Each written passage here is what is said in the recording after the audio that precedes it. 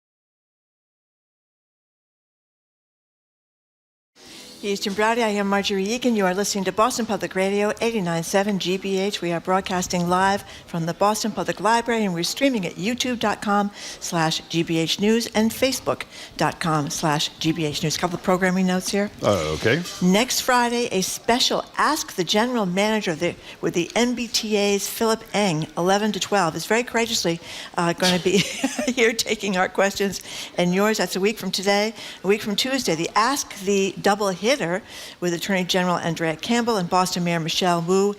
They'll take our questions and yours as well, right here at the Boston Public Library. Hi there, Marjorie. Hello, Jim. I have a couple things to say. If you need your spirits lifted and want to hear some incredible music, two of the lead players from the band's visit at the Huntington are going to join us in about 30 minutes. Two standing ovations last night. It was just, well, there should have been 10 standing ovations. It's brilliant. But I also want to say, breaking news, which amazingly NPR didn't have, George Santos has been expelled from Congress. Now, let me just say briefly about this.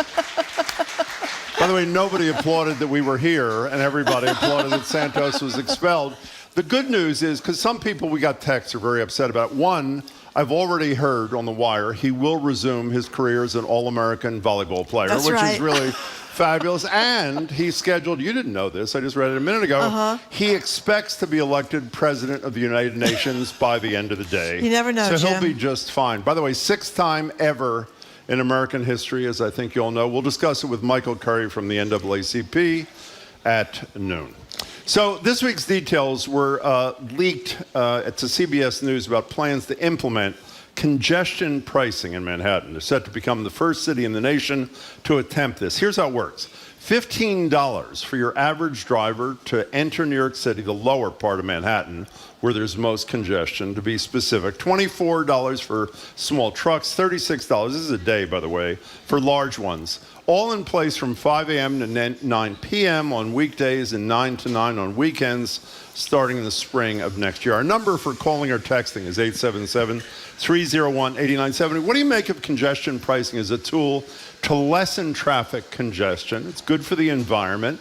It would hopefully urge people to get on the T, assuming it's running. 877-301-8970. Would you like to see something like this come to Boston? Would you, Marjorie?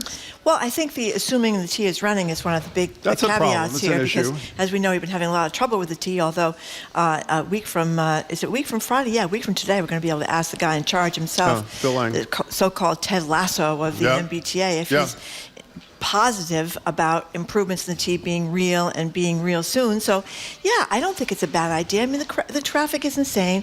People aren't taking the T now because there have been so many problems with it. Even coming down on a Friday, because people were working from home mostly on Fridays. Even coming here on Friday, I mean, I should be taking the T myself, but you never know when I get here. If I did take the T, even on Fridays, the traffic is terrible getting in and out of Boston. And these poor people, we talked yesterday about working from home. Yeah. What was the big reason why people wanted to keep working from home? Traffic congestion. Boston has some of the worst traffic in the nation. Are we number one or number two? Number one. So when you say a minute ago, I asked you if you support it. You said it's not a bad idea. Does that mean you support it or you don't support it? You support it. How about you? Well, the good news, I'm not going to tell you what I feel. But okay. I totally support it. By the way, we asked Charlie Baker, the former governor, regularly on the show about whether or not he supported congestion pricing. Here he is with us back on November of 2019, talking about why he didn't even support a pilot program. Forget a permanent program, a pilot program modeled on what London had done. Here's Governor Baker. There was a lot of attention paid to the INRIC study on congestion when it showed that Boston was the 8th most congested metropolitan area in the world, when London was number 6. I mean, the idea that congestion, you can snap your fingers and fix it, is unfortunately not true. Okay, well, that's what Governor Baker said. He's no longer the governor, so I don't think we have to worry about that. Remember what Barry Bluestone said? We had him in here a couple of years ago. He's the great economist, that's right. What did he say? Talking about what would happen if we did nothing or very little. What did he say? That we just wouldn't be moving at all. We'd just be sitting there going 0 miles per hour. And then you just turn around after a few hours and go home. Yeah, you just wouldn't be able to get into work. So we have to kind of do something. And the other thing is, if we're talking about, we're talking about climate change, trying to make things better for that. And obviously, if you didn't have cars spewing fumes and trucks spewing fumes and sitting there in traffic that might be a spewing good fumes, thing? that might be a good thing. And as in New York City, what they were worried about, as you mentioned, in the Bronx, like people, poor neighborhoods of New York getting spewed with all these other because the traffic gets backed up into other areas, right? They're talking about doing things like having better air filtration systems in schools and having better protections for air in general so people don't have asthma, et cetera, et cetera. By the way, and for those who are thinking, our number is 877-301-8970. Well, how about people who are disabled, other people who have special needs? The New York City rules and regulations are going to have exemptions for certain classes of drivers and that sort of thing. And for those who are opposed to this and want to call us and tell us about that, I would say you don't have much to worry about because I just read the legislature's on vacation until 2027.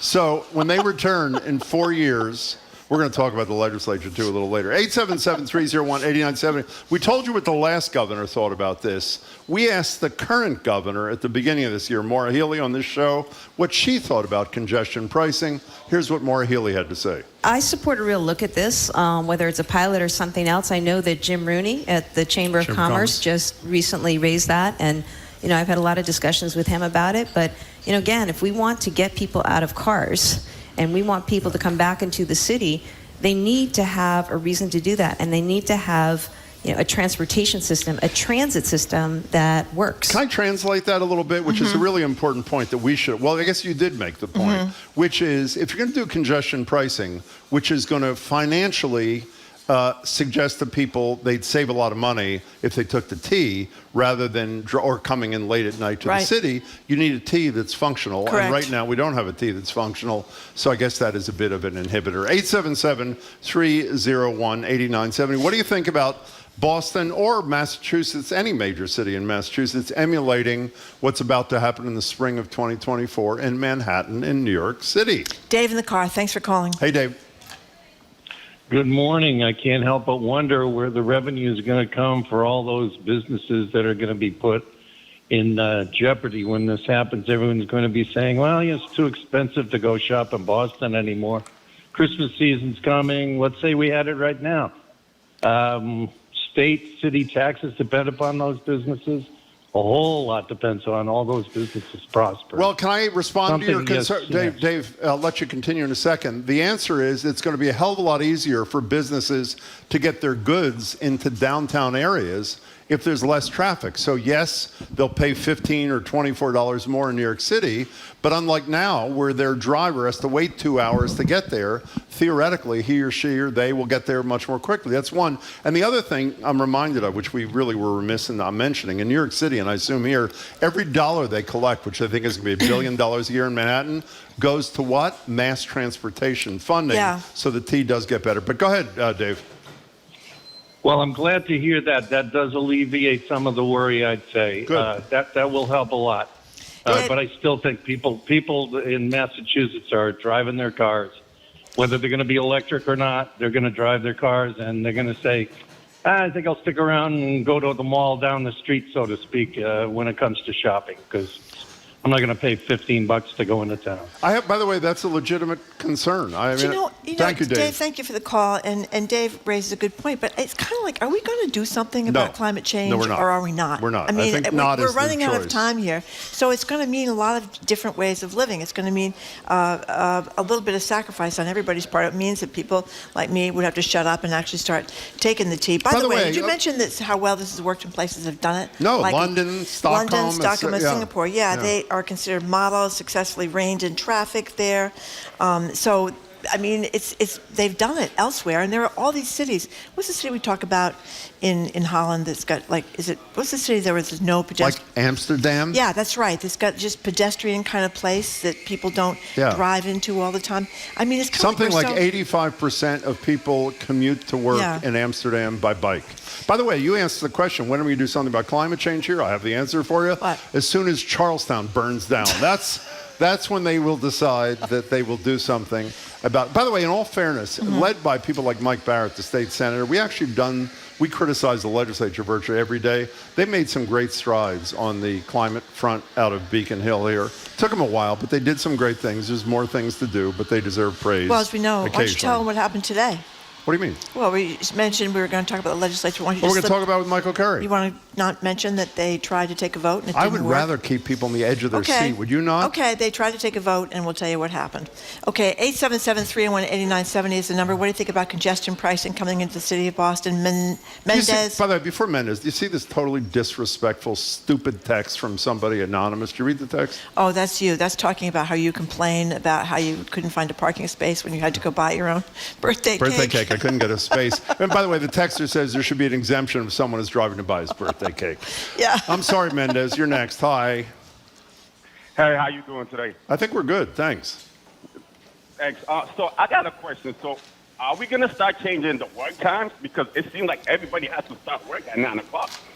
So if either we change the work time, we better the T, because there's no way you're going to bring everybody from all over Massachusetts into Boston on the T. So how exactly will that even work? Well, we have by the way, Mendez, we have the capacity on the T to get everybody to work. The problem is, I assume, like Marjorie said, if it's not dependable, then people aren't going to take it. So I don't think the issue is do we have the as I said, capacity. I think the issue is, like you, rely on the T to get you to work on time. And I think the honest answer right now is no. And hopefully a lot of money from the legislature and a lot of money from a congestion fee like this would help fund improvements to the T. Does that sound appealing to you, or you're a cynic? No, not really, because that's more you're charging the public for something that should have been fixed a long time ago. Well, that unfortunately is a good point. Yeah. That is a fine point, Mendez, to which I have no response. But thank you for the call. We appreciate it. 877-301-8970. A lot of the texters are complaining that rich people are going to pay the $15, and the people that are going to get screwed here are people who don't have the $15 to pay every day to come into the city of Boston. And that's an issue. And to Mendez's point, too, I think people will change hours. I absolutely do think people would change hours. By the way, it's another thing we should mention in terms of the New York City plan. Obviously, every community makes its own plan. There's a sliding scale for lower-income people, lower-income workers who have to get into Manhattan. They don't pay the full $15 or whatever the hell the number is. And they have ads, Uber and taxis and commercial trucks, and commercial vehicles that have to pay decided upon fees as well in New York City. But that's the overall consensus. It's going to be poor people get screwed kind of thing. Well, what do you mean consensus? I mean, I don't want to see poor people. From our little texters. Oh, okay. And from Concord. Thank you for calling. Our little texters. Our texters, that's Our right. texters. Go ahead. They know what they're talking about. Hi, Ann. Welcome. Hi. So I live in Concord, Mass. And so when I go downtown, if I want to take public transportation, it's the commuter rail, which is fairly expensive. If I'm going with my kids, it would be far cheaper to drive, even with the $15 fee. On top of that, I've recently been in both London and Stockholm, and when I tell you that the public transportation systems there are amazingly better, so easy to navigate, even as a foreigner, I cannot emphasize enough the difference between their systems and the MBTA. It's just unreasonable to compare. Yeah, well, I assume that means, hearkening back to what happened last summer, when you were in London or Stockholm, no one had to jump out the window of the car into the river, the Thames. Because it was on fire. Because it was on fire, like it was on the Orange Line. Is that what you're saying, Ariane? Yeah, it's correct. I did not have to escape from a burning train car. That is a hell of a... Well, hey, but... In fairness, though, a lot of Europe built their T or their equivalent after World War II, you know, and we have a very old system. That's Oldest one of in the world. That's Oldest one in of the the country, problems. I don't yeah. know how much of it had to be I don't know the status of the system in Great Britain, Ann, but I think a lot of it was built because of bombing after World War II, and we haven't updated here. So, Ann, let me go back to what you said at the beginning. Even with a $15 fee, it'd be cheaper if you're getting your kids into town. Does that, are you suggesting that because the T is not a suitable alternative, you wouldn't be thrilled, but you could live with the congestion fee? Yeah, I mean, if I'm picking what's cheaper, the $15 congestion fee would still be cheaper. Got it. Ann, thanks for your call. We appreciate it. Thank you so much. We're taking a lot of grief from the texters, Jim, on another matter. What is it? Why aren't we taking the T to work? What? Why aren't we taking the T to work? I skateboarded to work today, actually. Did you know that? It was incredible. Okay. A little dangerous, but it was really... Yeah, no, I'm a big hypocrite. I should be taking the T to work. We have to My take a break, God, Marguerite. I have to leave at 6 o'clock in the morning to make sure I got here on time. Okay, we are talking about should we have congestion pricing in Boston because we have such terrible traffic, and it would be good for the environment, obviously, and it would certainly be good for traffic around here. You're listening to Boston Public Radio, 89.7 GBH.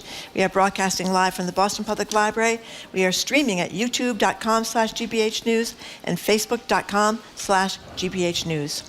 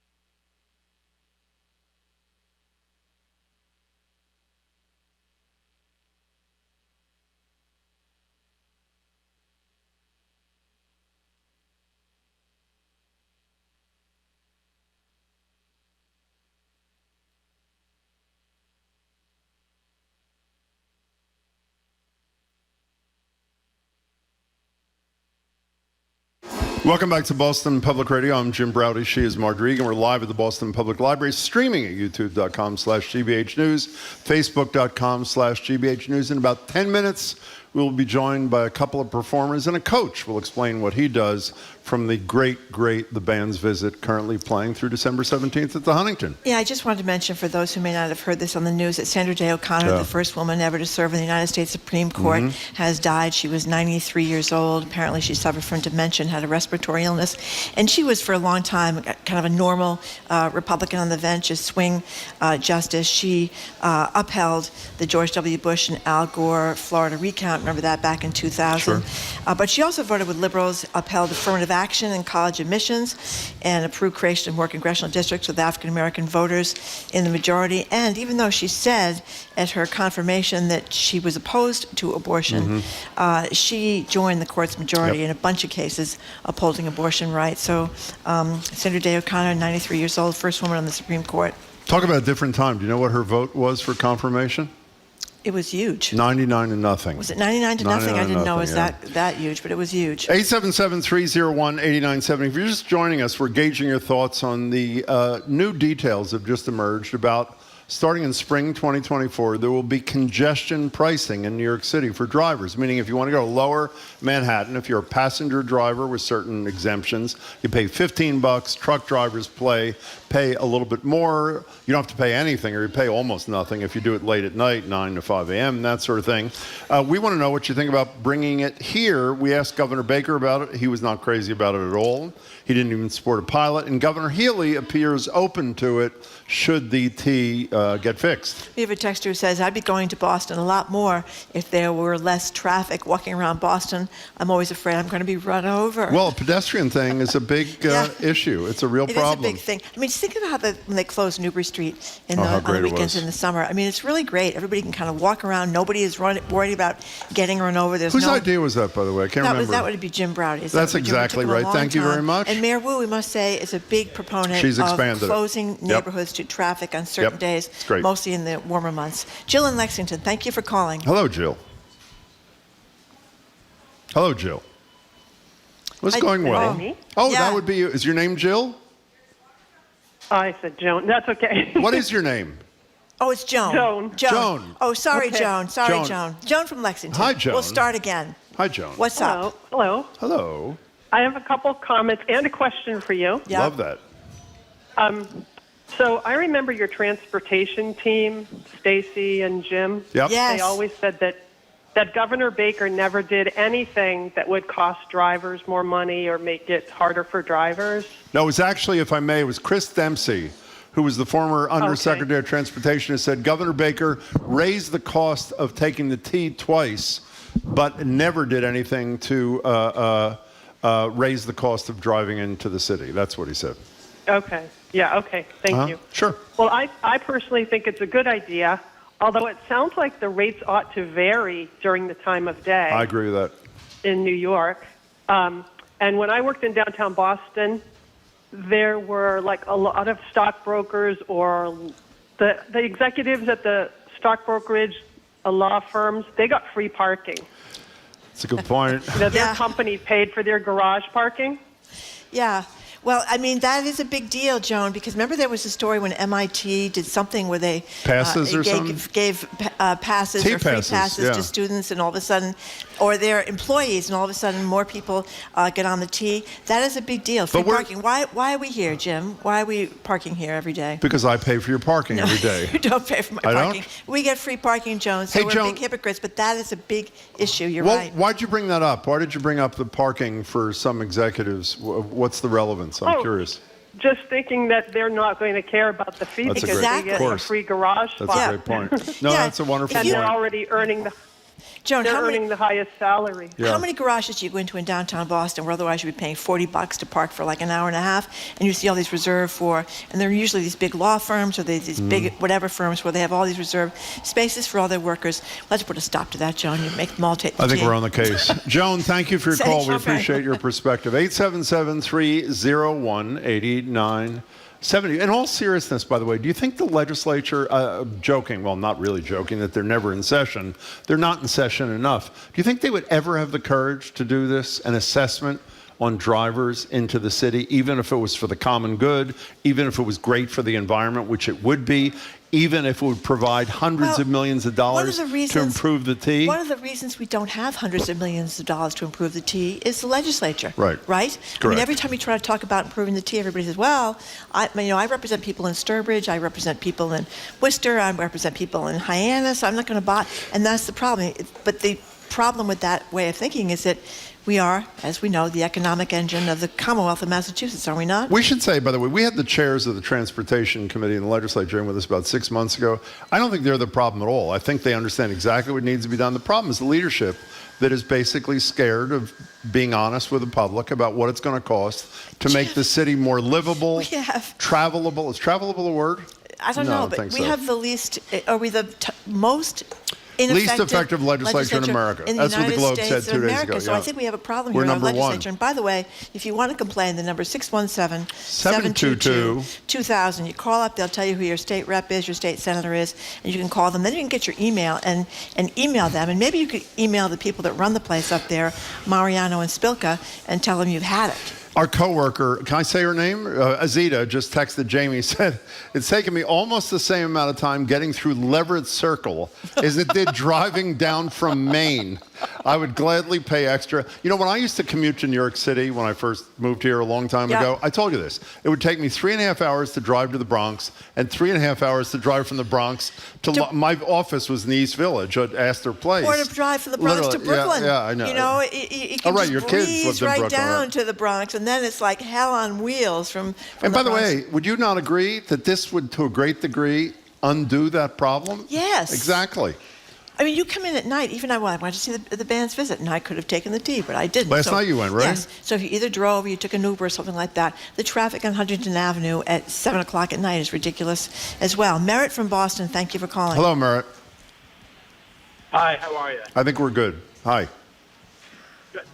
So I live in the South End, and I own a business on Newbury Street. Oh. And I drive in and out of the city pretty regularly. So I'm kind of curious how this would impact residents and business owners, but the residents most specifically.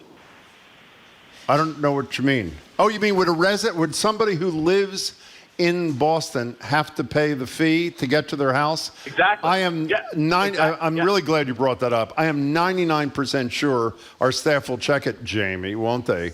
I am 99% sure that people who are residents in the subject area would be exempt from the fee. And if I'm wrong, Well, they might we'll not. correct it in a second. It might not matter because if they live in Boston, and they're driving to work, they presume they're either They're there driving already? out- Yeah, I think so. Well, that's the point. But if you have to get to your house, let's assume you live somewhere else. I mean, you work somewhere else and you have to get back home. Right. You shouldn't have to pay a $15 You fee probably to should get not there. have to pay a $15 What kind of fee. business do you own, Merritt? And are you worried that it would negatively affect your business?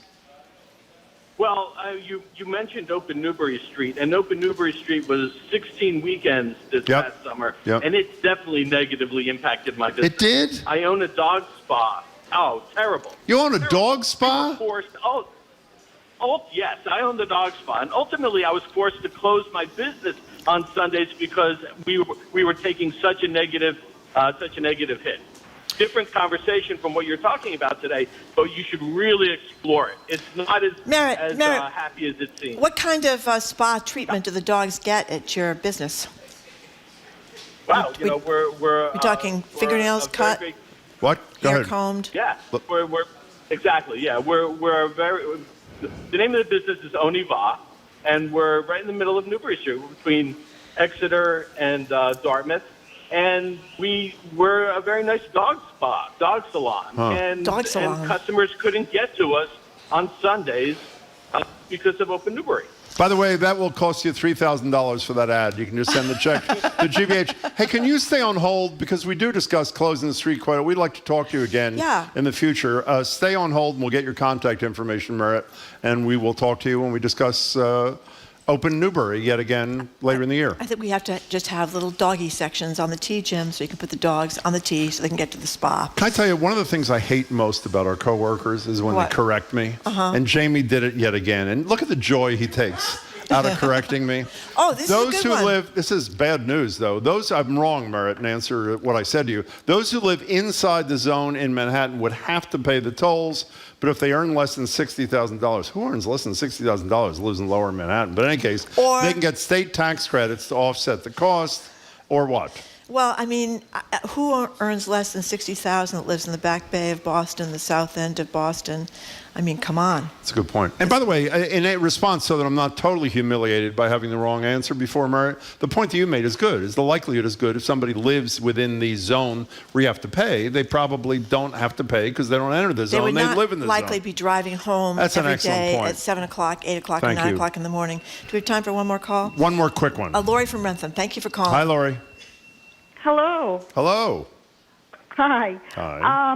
My point was that I feel like the toll in Manhattan would be fairly easy to police because Manhattan is an island and everything going into it is a bridge. Yeah.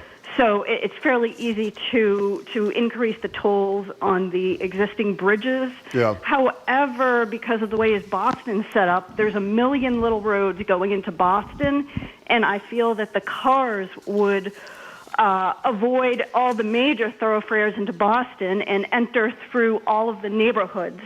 And the kids walking to school and the bus stop would have to dodge even more cars. Well, that's a concern that I assume the legislature would take up. The other concern I thought you were going to mention, since we know that Marjorie illegally drives in the bus lane, that would be a problem, too, is monitoring that. But that's a good point, and we will take it under advisement. Lori, thanks for the call. That's a very good point, actually. Okay, that's a very good point. Well, There's a lot of little things to iron out. Well, we haven't done it yet. We haven't done it yet, No, we but I haven't. hope we're moving in that right direction. Yes. Okay, after a quick break, I'm so excited. It is time for Live Music Friday, and this week we have two performers and a speech coach, if that's what you call the title, from the Huntington and Speakeasy Stage Company's co-production of the amazing The Band's Visit. Wait till you hear these people up next. We're going to hear them sing. It's going to be fantastic. You're listening to Boston Public Radio, 89.7 GBH. We are streaming at youtube.com/GBH News and facebook.com/GBH News.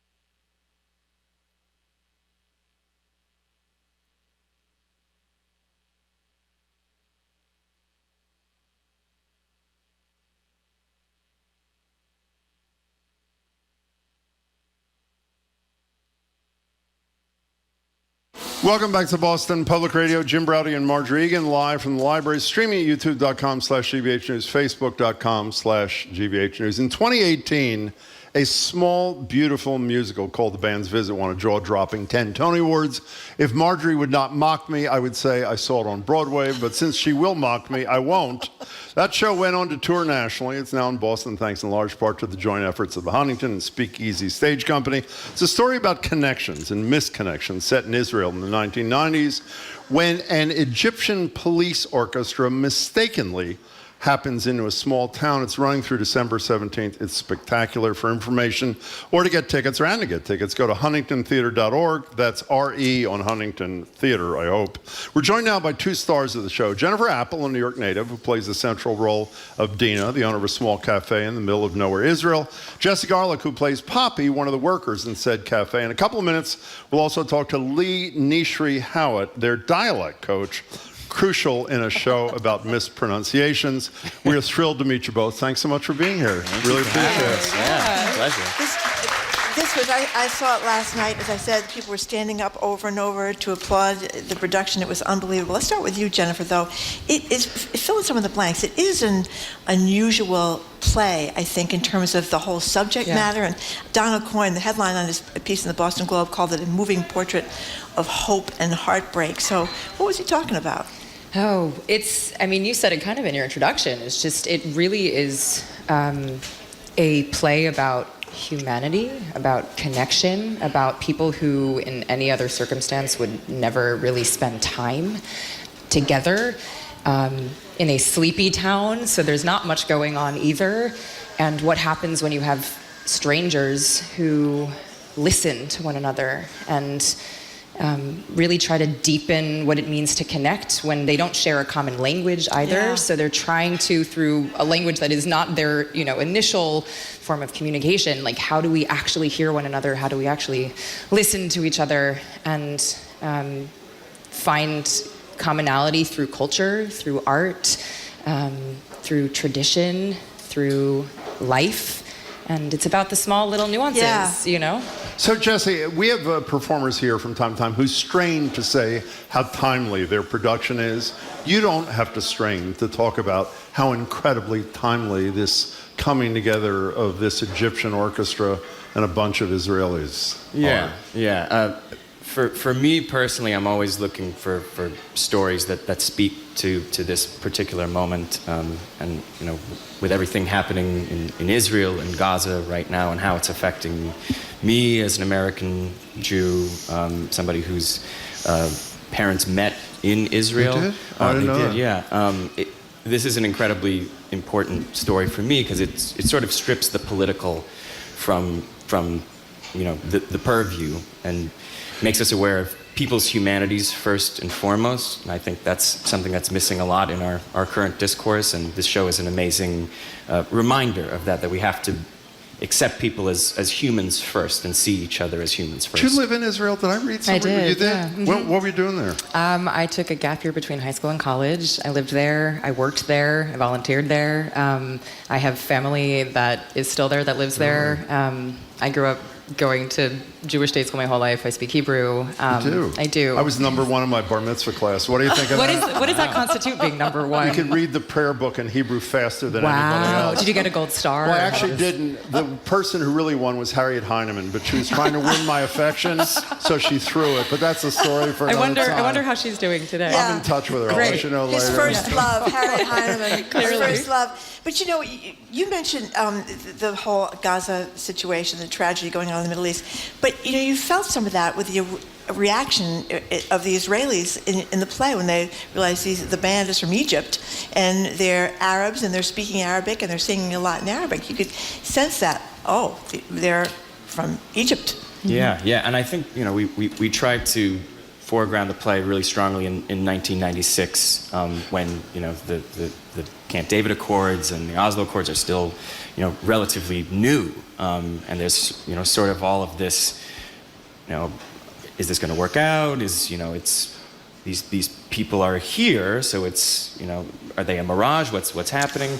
And you know you see over the course of the play that there is this potential of hope. There is this kernel of possibility of peace that if we're seeing each other, you know, as human beings, then you know, anything is possible. We could use a little of that in this country too. Is it daunting when you play parts in a play that won 10 of 11 Tonys, and you're standing in for some huge stars who did some wonderful things on Broadway and were rewarded for it? Does that make it harder or different to do the work, Jennifer? I don't personally try to listen to that, if I'm being really candid, because it's kind of irrelevant in some ways, because what we're building and what we've built here is based off of like a beautiful book and a script and music, and with our ensemble, with our creative team, with their vision that we have brought to life, it is arguably its own gorgeous production that is honoring what was created on the text. So as an artist, for me, if I were to listen to that or try to, you know, subscribe to the thing that was done before me, then who am I as a human being and why would you hire me? You know, like, I think I have to trust myself and also trust my ensemble that we are all creating something that's gorgeous, which we have, and that's really truthful and honest and vulnerable and true to the story that was created. You're basically saying that's a stupid question. Thank you. That's fine. You know. That's fine. So you're a local kid, right? Yeah, You're a Boston Ballet faculty guy and all this stuff? Yeah, I actually see one of my co-faculty members over there. Hello, co-faculty member. Hi, Libby. Good to see you. And isn't your fiance the woman who does the skating scene with you? Yes, I am lucky enough that my wonderful, incredible, talented fiance, Josephine Moshiri Elwood, is my co-star in this, and I get to kiss her on stage every night, and it's I get to fall in love with her again every single night. How great, in all seriousness, how great is that when you're doing it with your partner? Oh, it's the highlight of my professional career. Is that really true? Especially doing this show that I love so deeply. Great. I mean, you can't beat that. Well, that was the romance that worked out. I was rooting for you and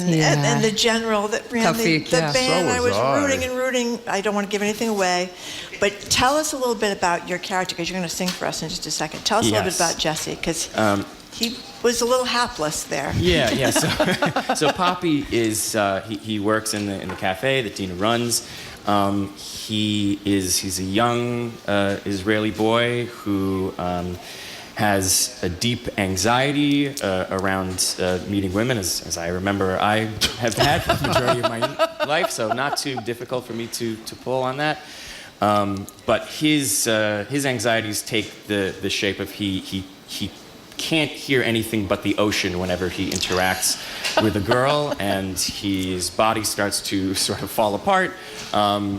He's a wonderful, sweet, lovely character to play, and to have that love unlocked by the person that I'm actually in love with every night is, I can't think of anything better. So you're going to sing Poppy Here's the Ocean, but before you go to do that, you're not the only Boston player in this cast, correct? No, there are not a at all. decent number of local performers. Oh yeah, we have a lot of really incredible local actors: Bob Saou, Jared Troilo, Mariana Basham. I mean, the list goes on. It's really like these are the all-stars of Boston theater. Do you want me to ask you a stupid question before you sing? Or I'm not holding it against you. You're fine. Don't worry. Stupid question. Okay, No so I'll stupid ask you questions. after. By the way, just so you don't think Jesse's being rude here, you have a class to teach, and after you sing, you've got to make an exit, and you're going to be replaced by the person who helped you people do those brilliant accents, correct? Yes, that is correct. So why don't you gently put your headset down, and we'll talk to your co-star here for a second while you're getting all ready to go. And this is a song, of course, about his difficulty with girls. It was so poignantly done last night, or every night. By the way, you've been in the touring company for this, to be honest? So we were supposed to come through to Boston. I was on tour with the show in a different role. I was in the roller rink. I had to roller skate in a former life. Thankfully, I hung up my roller skates so I don't have to do that ever again. But we were supposed to come through Boston, so I originated the tour, the first year of the tour, playing Anna. Great. Yeah, So, Hannah, one of our staff members, actually saw you in the 2021 tour. Is that true? Yes, she did. Yes, she did. In any case, here he is, Jesse Garlick, singing Poppy Here's the Ocean.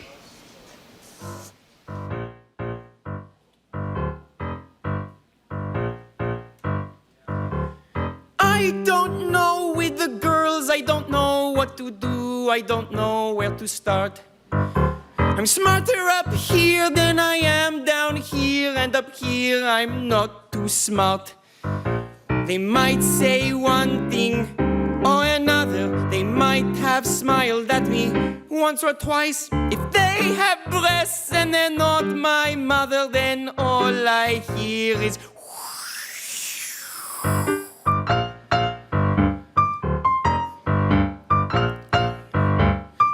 and the hands get heavy, or the hands, I don't know what to do with their hands or their feet. Frozen in fear like a deer with the lights in the eyes in the middle of the street.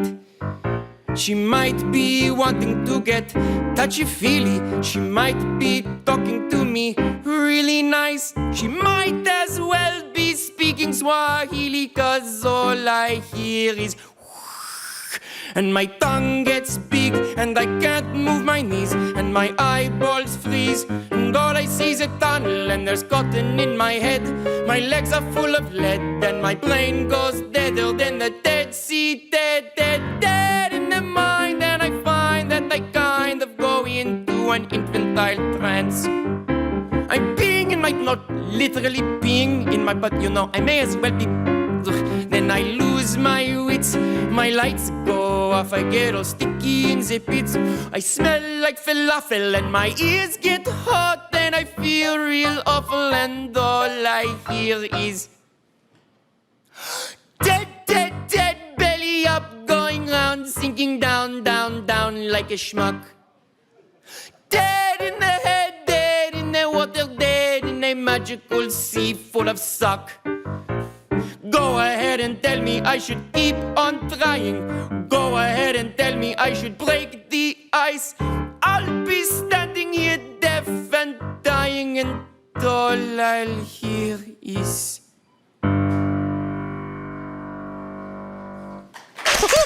Jesse Garlick, Dan Rodriguez, the company. Thank you, Dan. Jesse, thank you so much. Can I say that he gets the girl anyway? Can I say that? I just did. We are rejoined now by Jennifer Apple, who plays Dina, one of the leads in this thing, and joined by Lee Nishri Howitt, their dialect coach. Lee, welcome. It's good to have you here. Thanks so much for being here. Yeah. Well, great to talk to you, because I was wondering about that last night, because you have people, Israelis, and you have Egyptians, and sometimes they're speaking English and sometimes they're speaking Israeli. And so what do you do about that? I help them do that. I help them learn how to, exactly how, what consonants should you be using to speak Hebrew or speak English and Israeli or Egyptian dialect? What is the music of the accent? What is likely to happen in the first language that isn't likely to happen in the second language? How to navigate the transitions between those? Because how does a non-native speaker effectively speak as one? And do you have to know all those languages yourself? To an extent, it helps. I am from Israel. So the Hebrew part was easy to do. I did have to study a lot to do the Egyptian Arabic, and I had a lot of help from one of our cast members, Fedi Damian, who is from Egypt. So everything that I could do on my own for Hebrew, he was helping me do the same for Arabic. Did I not read? You didn't come here from Israel till you were 22, is that right? I was, yeah, that's when. Why don't you have an accent? That's why I do what I do. I'm serious, that is probably. So how hard is this to do, Jennifer? I mean, you do the whole show, obviously. Yeah, this particular accent, I think, is more in my wheelhouse, frankly, just because I do speak Hebrew, not with a native Israeli dialect. So there are certain sounds that I know how to access in my mouth, maybe a little bit more comfortably than some who may not have been exposed to this to Hebrew prior. There are definitely some touchy little points that me and Lee have had to work very specifically on. That would be a very easy telltale that oh no, she is clearly not Israeli. She's speaking Hebrew but not Israeli. That I have to continue drilling just to make sure that my mouth is in a certain space in order for me to access certain sounds. Why does it matter that you're as authentic as experts I've read say you are? If I in the audience, and I assume the vast majority of the audience, don't know if it's perfectly authentic. I feel a sense of responsibility for my family, for my friends, for Israel, that is very near and dear to my heart, to be as authentic as I possibly can as I'm sharing this story, and arguably even more now when people have an idea of what they think an Israeli is, and I get to show a human being who is that on a stage. There's a lot of responsibility and importance, I believe, in doing that authentically as possible. How do you do? Oh, he's brilliant. Everybody should hire him. He's not going to have any more time after this because everybody will hire him. He is incredible. Well, I don't speak Hebrew, I don't speak Arabic, but I tell you, the Arabic sounded so authentic to just my untrained ear last night. It was amazing because you got a lot of Arabic speaking. Now, I assume everybody in the band did not speak Arabic. I believe we only have one native speaker. There are people who have had experience, who have studied Arabic. Or their families. It's of their background, but they themselves have not spoken it from day one.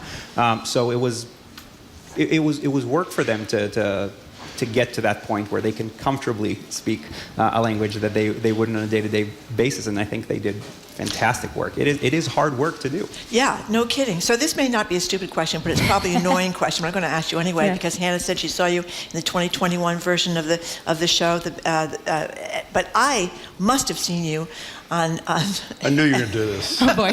Law and Order SVU. It's all she watches, by the way. I'm embarrassed to say, my daughter and I've got these marathons where I've watched 8 hours in a row. Thank you for contributing to my residuals. I really appreciate it. It's like you sit there hypnotized. So what is it about those shows that John Maloney, is it Mahoney or Maloney? The guy, there's a whole comedic bit about spending 8 hours in his apartment watching Law and Order SVU. And they're gruesome stories 100%, half the time. Yeah. So what is it? Have you thought about that? The fascination of it? Yes.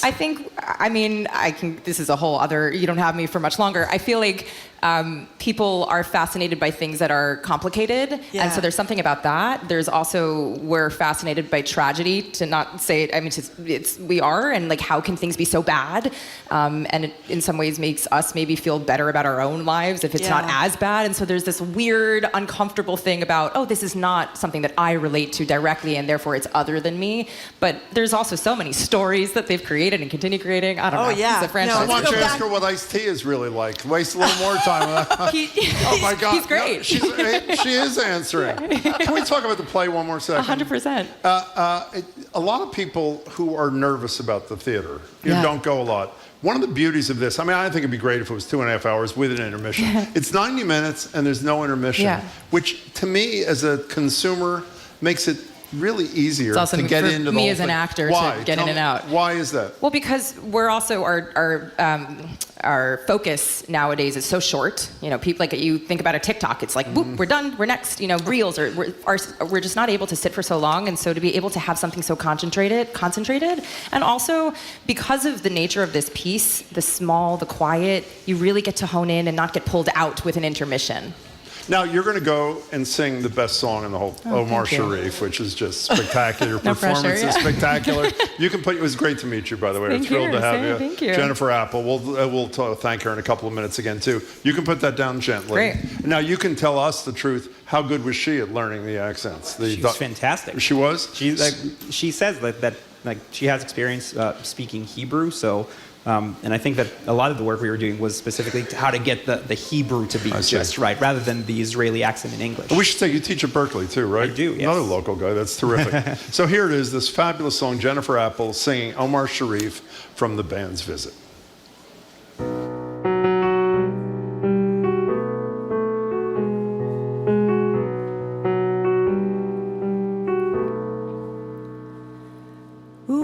Kultum and Omar Sharif came floating on a jasmine wind from the west, from the south, honey in my ears, spice in my mouth, dark and thrilling, strange and sweet, Cleopatra and a handsome thief, and they floated in on a jasmine wind, Kulthum and Omar Sharif, and they floated in on a jasmine wind, Kulthum and Omar Sharif.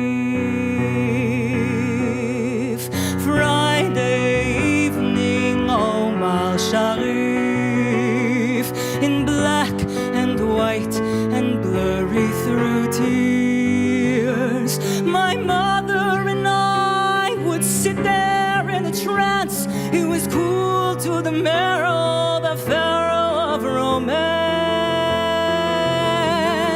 Sunday morning, Kulthum, her voice would fill our living room.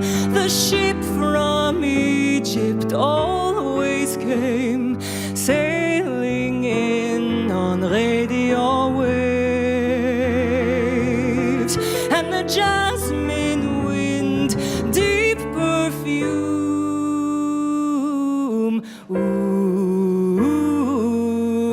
Kulthum, and the living room becomes a garden, and the TV set becomes a fountain, and the music flows in the garden, and everything grows. Kulthum and Omar Sharif came floating on a lemon leaf, flying in on a jasmine wind, Kulthum and Omar Sharif, and we danced with them in a jasmine-scented wind, Kulthum and Omar Sharif.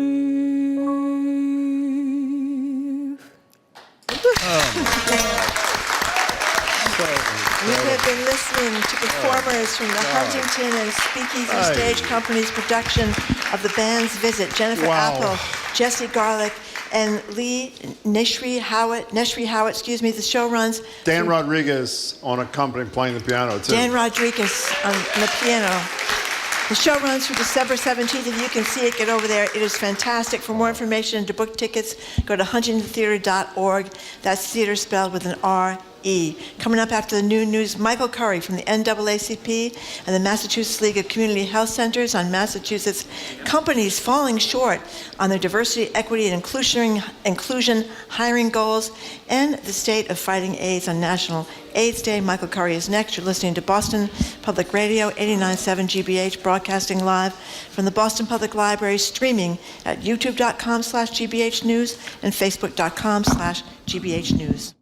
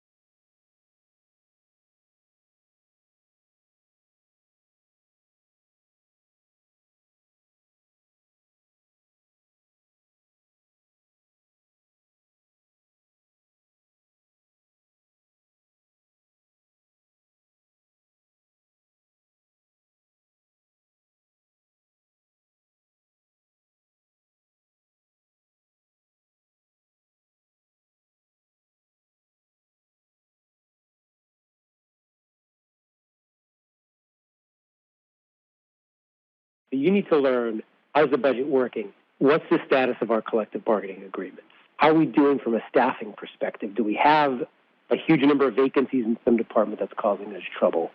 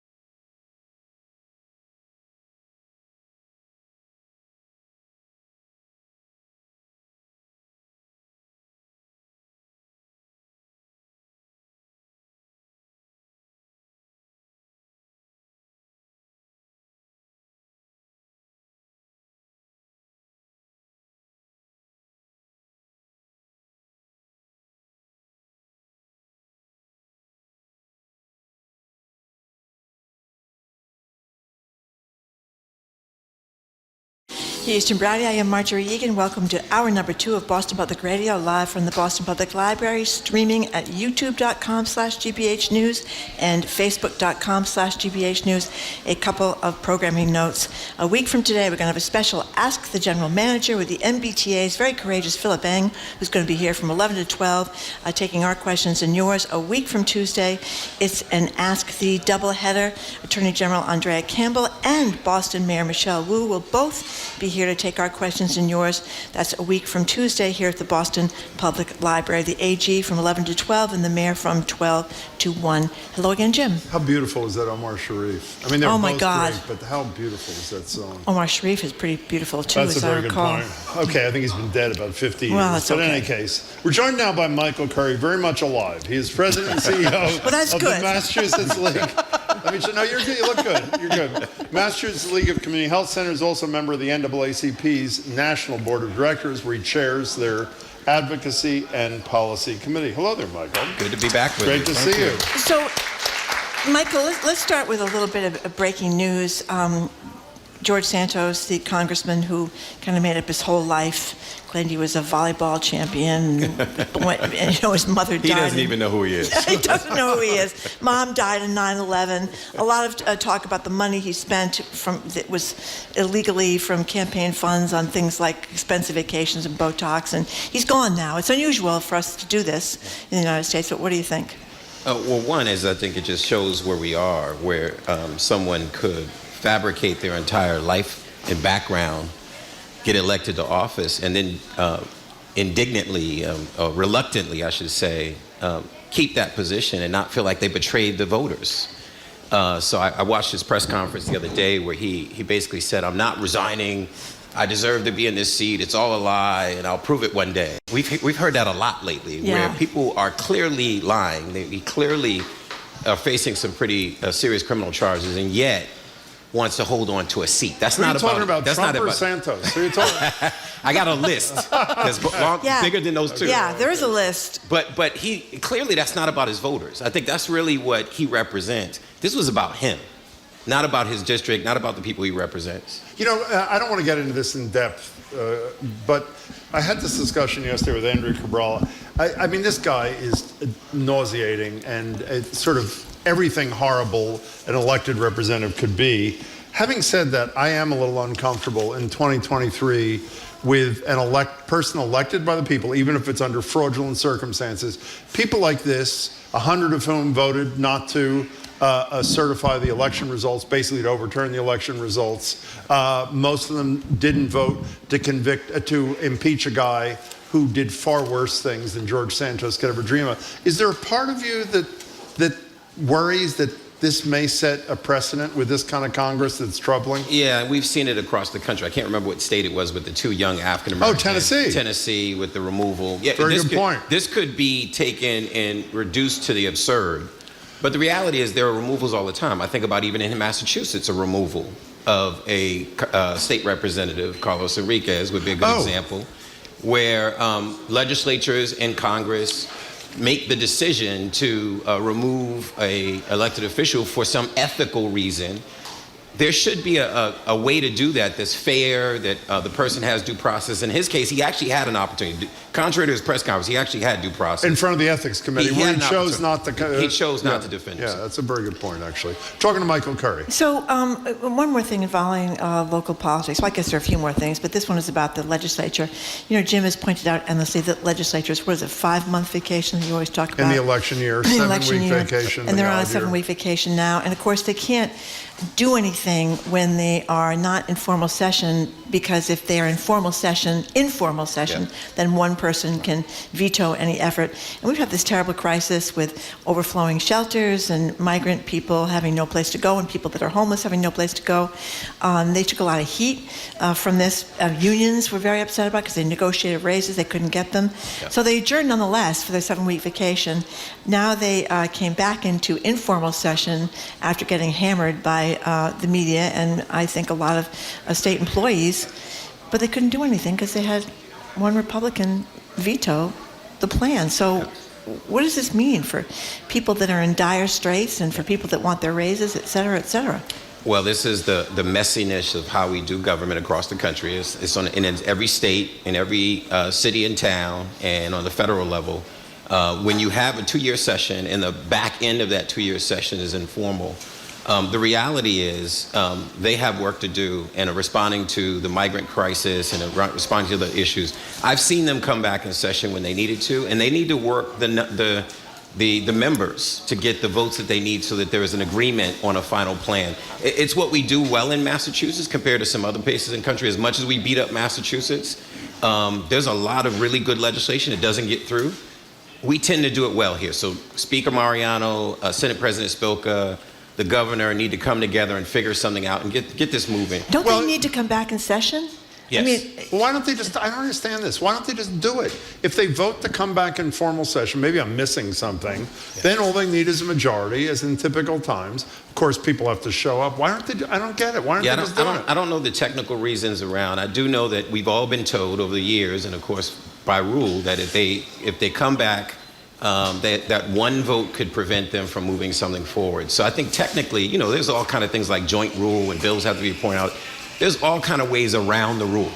So I can imagine that if the legislature really wanted to do it, they could find a way to do it. I think that's a very important point if they really want to do it. Talking to Michael Curry. Michael, in anticipation of the decision from the Supreme Court, which unfortunately was what we worried there would be on affirmative action in higher education, some people suggested, I can't remember if you're one, that the danger of this spilling over beyond higher education into other places was of great concern. Shortly after the decision, I think it was 13 Republican attorneys general, I may have the number wrong, wrote to the Fortune 500 companies saying, hey, watch out. The same rules could apply to you if we have to sue. You can't give any what they would call special treatment to people of color and other people who benefit from affirmative action. And sadly, it appears that even without litigation, many big corporations are stepping back from the commitments they made after the murder of George Floyd. Yeah. This is a nightmare. What's the antidote, if there is one? So one, I've been doing civil rights work since I was a college student at McAllister College in St. Paul, Minnesota. And when you become a student of civil rights, a student of social justice, none of this is new. I always use the example of post-slavery and Reconstruction. There was a backlash to Reconstruction and those opportunities for those former slaves. And I can go throughout history where that is true. There is no surprise there was a backlash to Obama, which was Trump. There's a backlash to the movement around George Floyd and the proclamations that people would diversify their boardrooms, their C-suites, their medical schools, their law schools. Folks weren't really committed to it. They were doing the proclamations because their constituencies, their students their faculty were challenging them. So the reality is now elections have consequences. We have a president, former President Trump, who may be, knock on wood, president again. And unfortunately, he had an opportunity in those 4 years to really put some people in some key positions to turn back the clock in a lot of rights. Affirmative action being one with the Supreme Court. You go down the federal judge positions around voting rights, go across the abortion rights.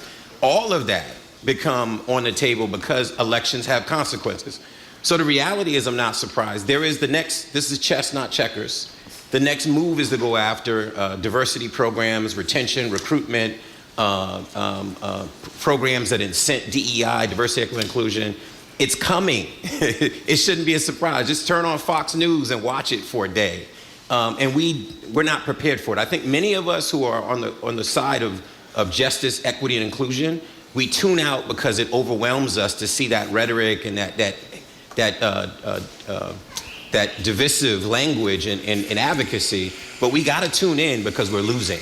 And they are coming for those programs. So what do you advise if one of those CEOs who is candid enough to say, I really do want to do the right thing, but I'm scared about litigation. I'm scared about the damage that's done by, and by the way, litigation is being brought, that which has been brought by the exact same entity that brought the litigation that brought down affirmative action in higher education.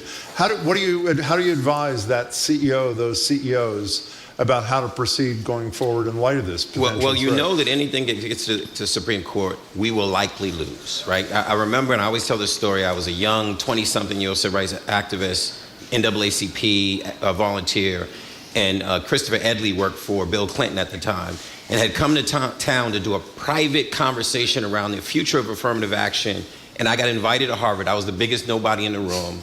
Charles Ogletree, God bless his soul, all these professors are sitting in the room, and they're discussing what the next case will be and what the likely outcome would be in each phase of the court system through the Supreme Court.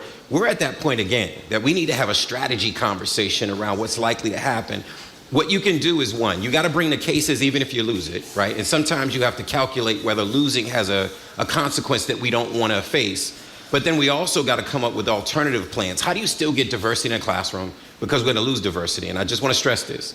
I say it every time I come, but I want to stress it. There's a little black girl right now meant to find a cure for cancer, meant to do something really phenomenal, and she won't go to Harvard. Though she's as brilliant as everybody sitting at Harvard right now, because the system creates barriers for her getting there. It impacts all of our lives. And the reality is we've relegated talent to the few people with privilege and power and skin color privilege who can get into those institutions, and the Republican Party doesn't see that because it serves their purpose. So I hate to be partisan, but it's real. We need to make sure that everybody has access to those C-suites, those boardrooms, those medical schools, those law schools, so that it serves all of us. You know, along those lines of backlash, or I don't even know if this is part of the backlash, but the Bay State Banner has done some great reporting, including pieces by our colleague, former colleague here at GBH, Ken Cooper, about Massachusetts companies, major businesses, blocking the release of their data on racial diversity in hiring. And I wonder why.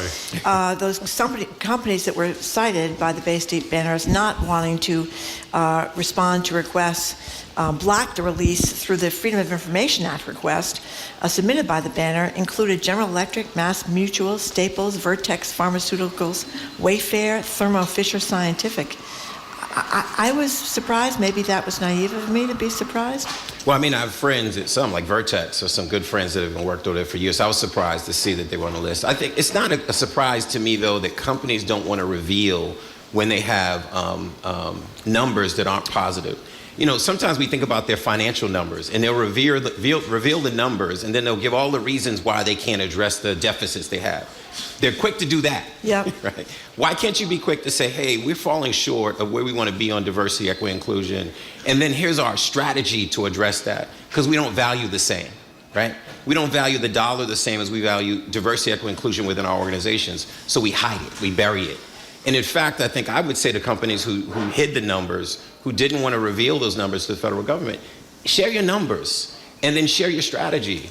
Incorporate your black and brown employees into a strategy on how to recruit and retain staff. I'll say this real quick example. When I was in college at Macalester, they had, I think, 6 or 7% people of color, and most of those were international students of color. Really? Right, so I was one of the few Roxbury, Americans? Lenox Street housing project kid on the campus. And I remember going to the head of admissions and I said, we want to help you recruit because you're losing to the Vassars, the Oberlins, the Welsleys, and so forth, because they didn't even have much either. And we said, we want to be a part of it. So they allowed us to do the calls to the students of color. So we said, you know what, this isn't utopia. It's not the greatest place. There's racial isolation, but we're a family here. We want you to come and you get a great education and you'll go on and do great things. And the number went up, I think the numbers went up to like 12% a few years after, 2 years within that. And we built a program. So if you involve your employees in a strategy, be revealing and transparent about where you are so that you can get to where you want to be. Can I just say, just one thing I want to ask you, because you talked about growing up in the projects in Boston and how what a great mom you had and all that kind of stuff. But what was it like for you at Macalester then to be one of the four kids who was probably not only really a black. Want to ask me that question? Well, I do. Not only a black guy, but not some rich black guy from from the projects. The class difference as well as the race difference. Yeah. Well, I'm going to say this. I'll tell a funny story. I was recruited to go to Carleton College, which is I think one of the top colleges in the country back then, because I was a writer, and they invited me to come up for a writing program. It's in Northfield, Minnesota, in the woods. And I remember going in the first 2 days in the program, and there was no students. I think it was like 3 of us students of color in this whole program. And I'm at a party, a reception party, and no one knows me, but all of a sudden they all move out of the floor and they tell me to break dance. Oh my God, that is not true. God. Swear to God. That is not true. And I'm like, so the reality was that when you represent whatever your difference is in organizations, people can be insensitive. I had a teacher when I was a freshman at Macalester College say, hey, we're going to talk about all these issues in this sociology class. And I know, John, you're from Nebraska, and Sarah, you're from wherever. And Michael, we're going to talk about gangs and violence, and I want to make sure we go to you to talk. So imagine what it's like to be a student of color in this environment that doesn't recognize your humanity, that stereotypes you, that marginalizes you. I shout out to all students of color who exist on these predominantly white campuses. They go through a gauntlet of discrimination to get to that degree. So what'd you do when they asked you to break dance? I looked at them and I said, I don't know how to break dance. And I don't know what a boombox is. Okay. And I actually know both. But I pretended I didn't know it. Well, you know, it's another noteworthy example of that, which we mentioned the other day, is one of his books, President Obama mentions being a young United States senator at a cocktail party in Washington, being the only black person in the room, and somebody walks up to him and asks him to get them a drink. Yeah. Which is a variation on I just had a gathering. Point 32 hosted a reception for their new chief medical officer, phenomenal man, and I think he's going to be great for the organization. And a small group of us huddled with him just to share stories and perspectives. People of color were in that group. And one of the physicians in that group shared a story about his gauntlet of discrimination. And he talked about how, one, patients would say, I don't want you treating me, because I don't trust you treating me, right? Because he's a black doctor who was highly trained at the top of his class. And then he talked about stories where a professor, when he was in school, said, you didn't write this paper. You couldn't have written this paper. So though most Americans will never hear those stories because people suffer and overcome in agony and they're resilient, the reality is we need to know that most of these campuses create tremendous barriers, and we lose some people along the way who are meant to do great things. So I just want to lift that up. I wish more people would tell this story. You know, can we also talk, we combine both your hats for this next topic. Explain what the NAACP is doing around this, I think it's called disenrollment. I'm not sure what the term is, with Medicaid. What's happening as compared to what was happening during COVID, and what are you doing to try to undo the damage? Yeah, so we know that, and we've talked about this on your show before, is the reality is Medicaid redetermination and this whole process of people having to verify to confirm that they are eligible for Medicaid is going to lead to a mass disenrollment from Medicaid. We know that coverage matters. In a country that pre-Obamacare, I hate to call it that, Affordable Care Act, because people say they don't like Obamacare, they like the Affordable Care Act, which shows how silly that is. But before the Affordable Care Act, people were, imagine for anybody here or listening on the call, you don't have insurance. So you don't go to get care because I can't afford the medicine, the copay. I'm afraid they might send me to some surgery or some procedure that I can't afford. You end up suffering with disease and dying soon, early. So the reality is millions of Americans have had that situation, and the Affordable Care Act addressed it. Now redetermination means that all those people we got on Medicare as a result of COVID-19 now have to recertify. Medicaid, Yeah. I'm sorry, are likely to lose coverage in the process. So there's a need for the NAACP, and we've been at the forefront of that fight in the civil rights community to say these black and brown folks particularly are the highest rates of disparities, diabetes, COVID, cancer, every form of cancer. We need to make sure that they don't lose coverage. By the way, the threat here, the Medicaid enrollment as of actually 2 days ago had dropped in the last 6 months, 5.3 million people nationwide, 94,000 in our state alone. And the analysis, with which I'm sure you'd agree, the vast majority of people have been dropped were over technicalities, red tape, failure to fill out a form, or some such things. So is that something people can reach out to get assistance with, or I think we're in a great state compared to many other. I've talked to the Medicaid director. He actually came by our office, and we sat maybe about 6-7 months ago. We had a great conversation around what we're doing together with him, with the community health centers, to make sure that people stay on Medicaid.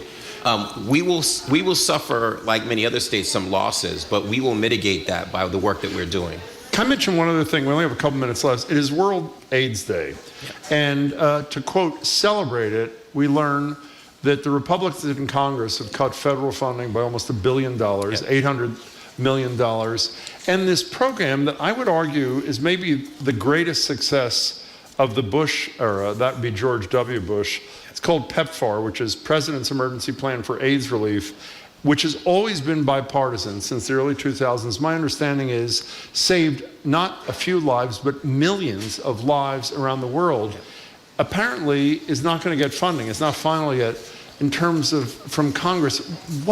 This is George W. Bush. What, he's not Trump-like enough? I'm serious. What is the one is the issue? One is, and if you indulge me, I want to give a shout out to my health policy course, because I just finished teaching to run over here, Suffolk University, healthcare management, and they're engaged in this policy stuff. There are people from across the state, and they're doing this kind of thinking around how to deal with policy.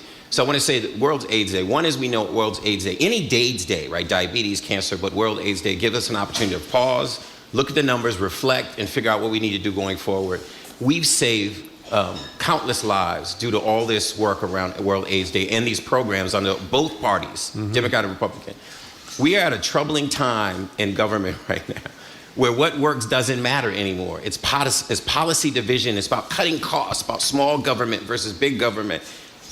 Damn to those people who need the programs and services, who need the care. So we need to really challenge that. I think ultimately the Republican Party is taken hostage by these deep conservatives who want to cut a lot of really good programs. I hope the Republican friends that I have stand up, speak out, and challenge that. By the way, on December 18th, I should mention the guy who is leading the charge for President Bush to get the PEPFAR refunded, who also happens to be a leader of the UN Foundation, is going to be joining us, and we'll talk about the work that he and a colleague do at the UN Foundation, as well as what the state of this campaign is. Nice to see you, Good to Michael. be back. Michael, thank you so much for coming over. Much appreciated. As always, we've been speaking with Michael Curry, President and CEO of the Massachusetts League of Community Health Centers and a member of the National NAACP Board of Directors, where he chairs the board's Advocacy and Policy Committee. Thank you again, Michael. After a quick break, I'm a real fangirl here. We're going to be talking to the best-read historian in America, a Substack superstar. Boston College historian Heather Cox Richardson is out with a new book, Democracy Awakening, Notes on the State of America, our failing democracy and rising authoritarianism around here. She's going to be zooming in with us to talk about her new book. That's next. Don't go away. You're listening to Boston Public Radio, 89.7 GBH, broadcasting live from the Boston Public Library.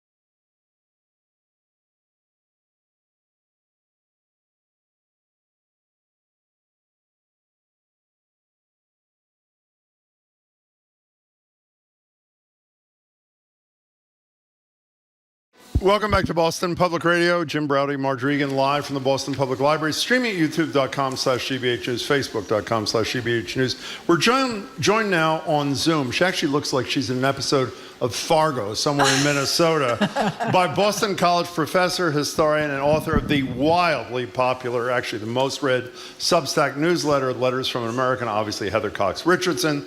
Her latest book, which was the only book President Biden bought at a Nantucket bookstore when he was on vacation last week, is spectacular. It's called Democracy Awakening. I learned so much. Notes on the State of America. Heather, it's been a long time. It is great to see you, and congratulations. Yeah, thank you. I love working with you, too. I'm so pleased to be here. Well, we're thrilled to have you. I am like your number one fangirl. I don't know if you know that. Here we go. My college roommate and I go back and forth every day to see what Heather wrote about today, see what she wrote about today. But you know why? Because you help my blood pressure. I get so upset about what's going on, and I read your essays. If we call them essays, you call them essays on Substack? What do we call them?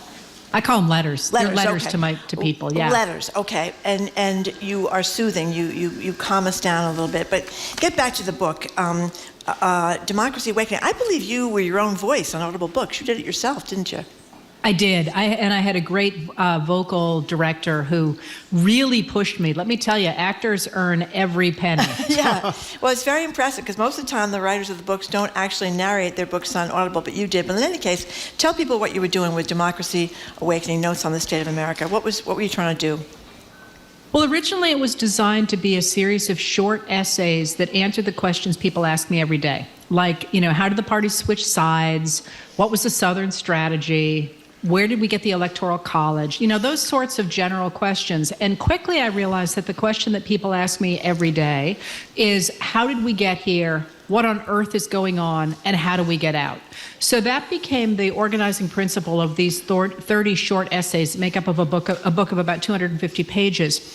But after I wrote the initial set of essays and set them aside and went back to them, I realized that the book had done something very different than I had expected. And that is that it was almost as if the different chapters talked to each other when I wasn't looking. And what emerged was the story of how democracies can be destroyed by an authoritarian through the specific use of language and of false history. Then, of course, how one turns the destruction of democracy into an authoritarian movement. And then, crucially, the end part of the book, which I think is the most interesting, is how you can recapture that language and that history to reestablish a democracy. Well, let's go there, because I am among the class of people who say we are doomed. And Marjorie tells me, and I read your book, that you seem to believe we have a way out. Unfortunately, it seems to me that we have to find Abe Lincoln, who is no longer on the scene. Convince me and other depressed, cynical souls, Heather Cox Richardson, that there is a way out if we just look back at history. So listen, we have been in places like this before, not the same. History doesn't repeat itself, it rhymes. But we have certainly had moments in the 1860s, the 1890s, the 1920s, times when it seemed as if our democratic system was under attack and could not survive the onslaught of authoritarianism. And in each of those times, Americans rose to the occasion and reached back to what I would consider our true history and reclaimed democracy. And by our true history, I mean that they reached back to the idea that we should all be treated equally before the law and have a right to a say in our government, which is, of course, what the founders outlined in the Declaration of Independence and the rallying cry for Abraham Lincoln in the 1850s. So I'm not entirely sure we need Abraham Lincoln again. What we need are people who think like Abraham Lincoln does. And if you look at the extraordinary numbers of grassroots movements around the country right now, to me, it sure does look like the 1850s. We're talking to Heather Cox Richardson. Her latest is Democracy Awakening, Notes on the State of America. I'm sorry, Marjorie. No, I was just going to say that one of the things I think that flummoxes a lot of people, including myself, when we talk about our democracy hanging by a thread and the rise of authoritarianism, is why we are continually fooled by Donald Trump. And I think in the beginning of your book, you give a pretty good explanation about what happens when a strong man such as Trump comes along and people's reaction. Can you tell people what you said? Yes, well, there's a wonderful theorist in 1951 who wrote a book. He was a longshoreman in San Francisco, and he wrote a book in which he said, let's stop worrying about the Hitlers and Mussolinis of the world. Because every generation has Hitlers and Mussolinis.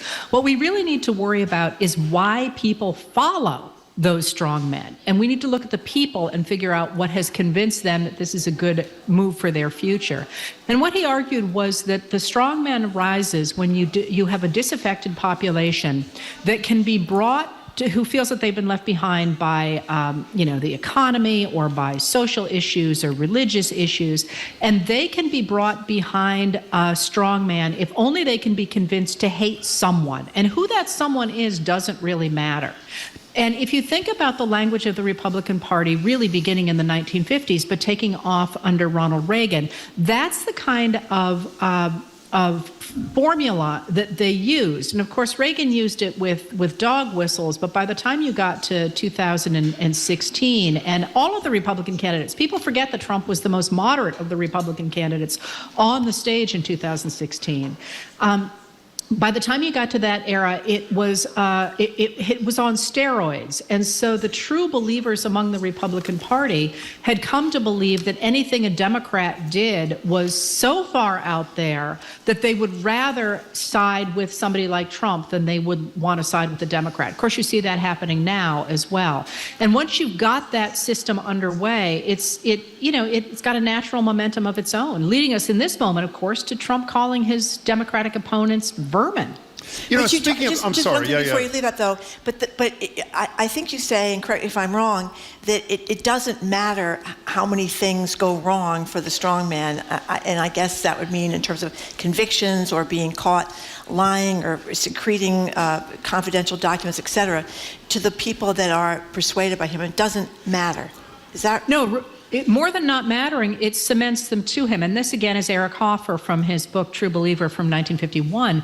The worse that person behaves, the more closely they cling to him, because in order to admit that he was wrong, they would have to admit that they were wrong, and all that they had done to attack those others actually was their problem, not those others' problem. They need to believe that those other people deserve it, and they need to believe that they are right.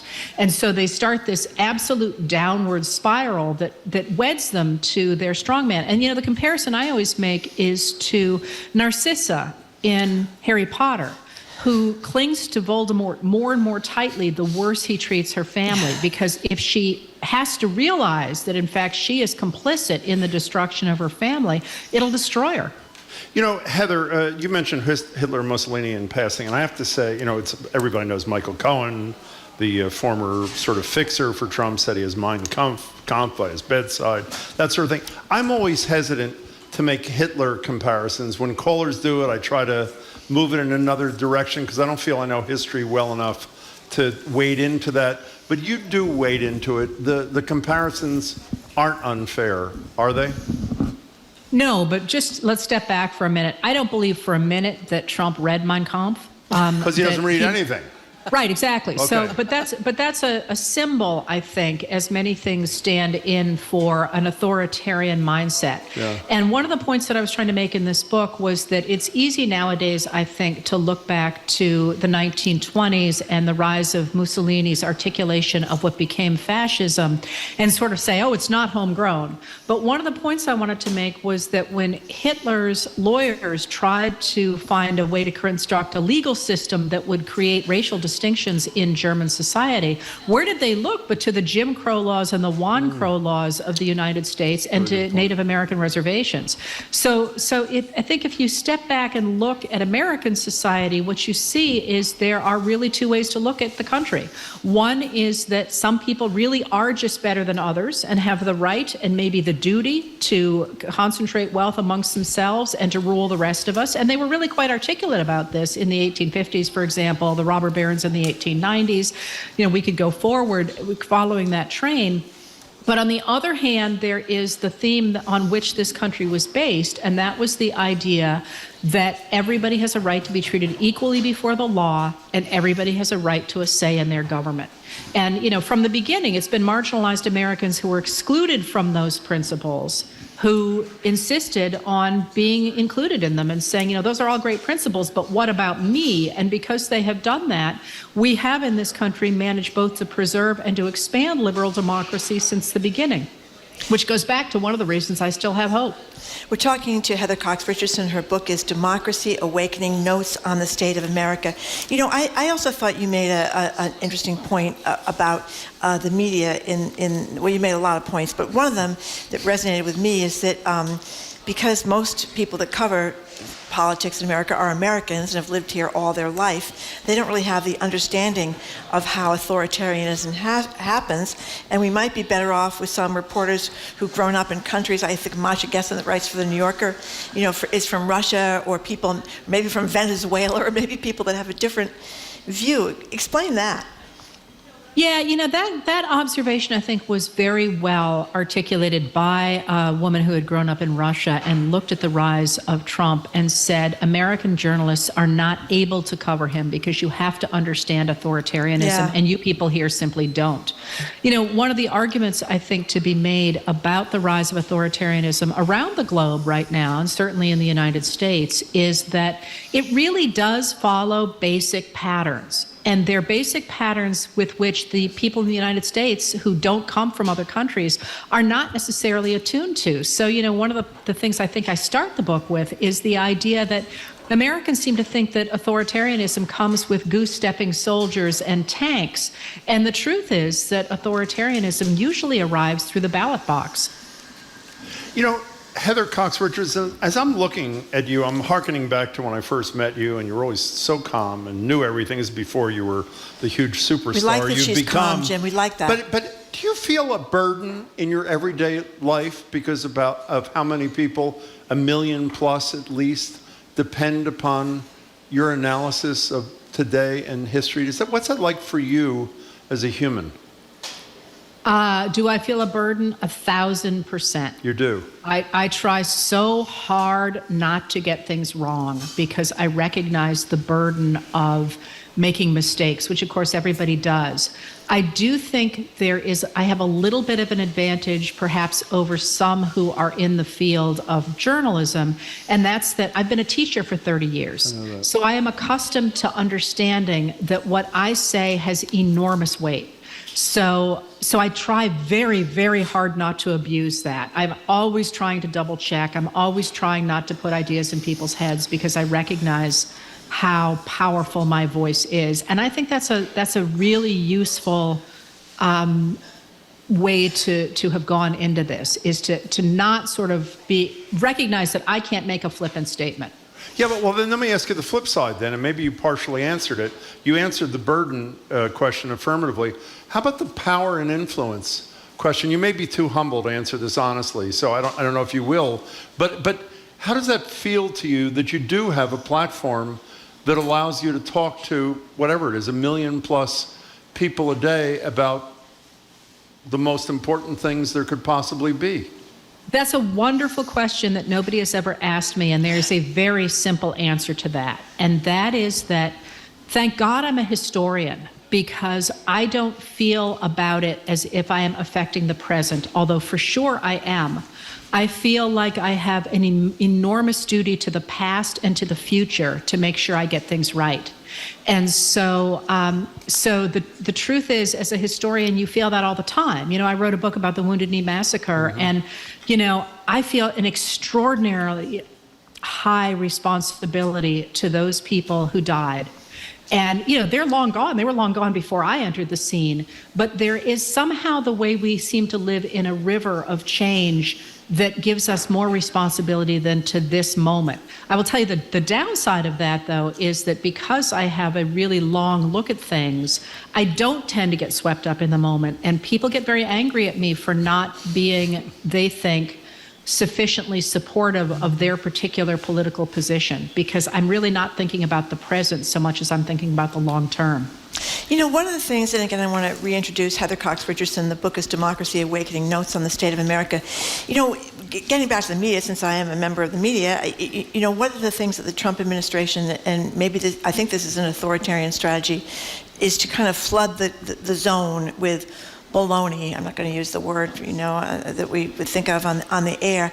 I remember trying to interview Corey Lewandowski a few years ago, who used to be one of Trump's big aides, and it is really hard to do because he keeps throwing stuff, and you have to keep interrupting him, and you have to keep trying to correct the record. You don't have time to correct the record, and sometimes you don't know enough to correct the record.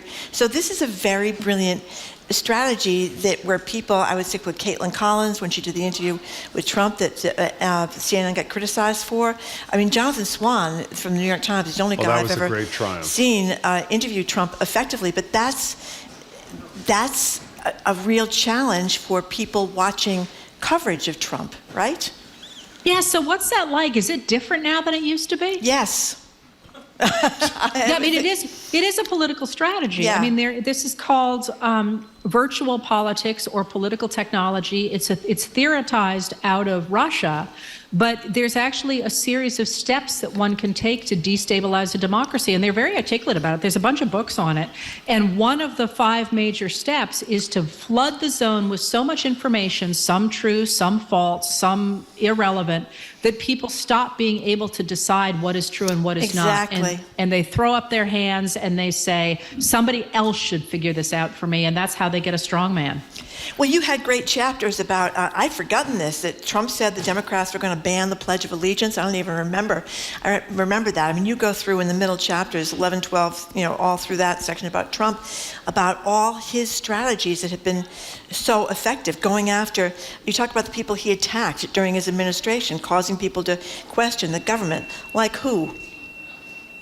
Well, you're saying this, and what always strikes me about that second section of the book is how terrifying it is. Because when you strip out the noise, you realize how freaking close we came to having a full-fledged authoritarian government in place in this country.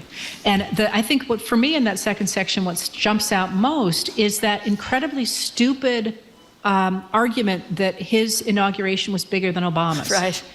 And you sit there and you remember, because the people were like, who cares? What are you talking about? This is wrong. Here are the photographs. But it was a crucial moment for an authoritarianism to force their obviously false version of reality into the mainstream and to get people to believe it.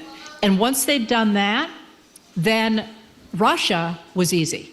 And the fact that he always comes back to Russia, Russia, Russia, it was a hoax. That was an assertion of dominance of his reality, of his version of the truth, over the actual reality, which was that every study that has been done, every investigation says, yeah, his 2016 campaign colluded with Russian operatives. But lots of Trump supporters will tell you that anybody who says that is wearing a tinfoil hat, even though it was Republican senators who wrote the Senate Intelligence Committee report. Heather Cox Richardson, for a minute there, I was hopeful. I've fallen back into despair in the last couple of seconds. So maybe you can rescue me again. That second point you made about people wanting a say in their government, or whatever the exact words were.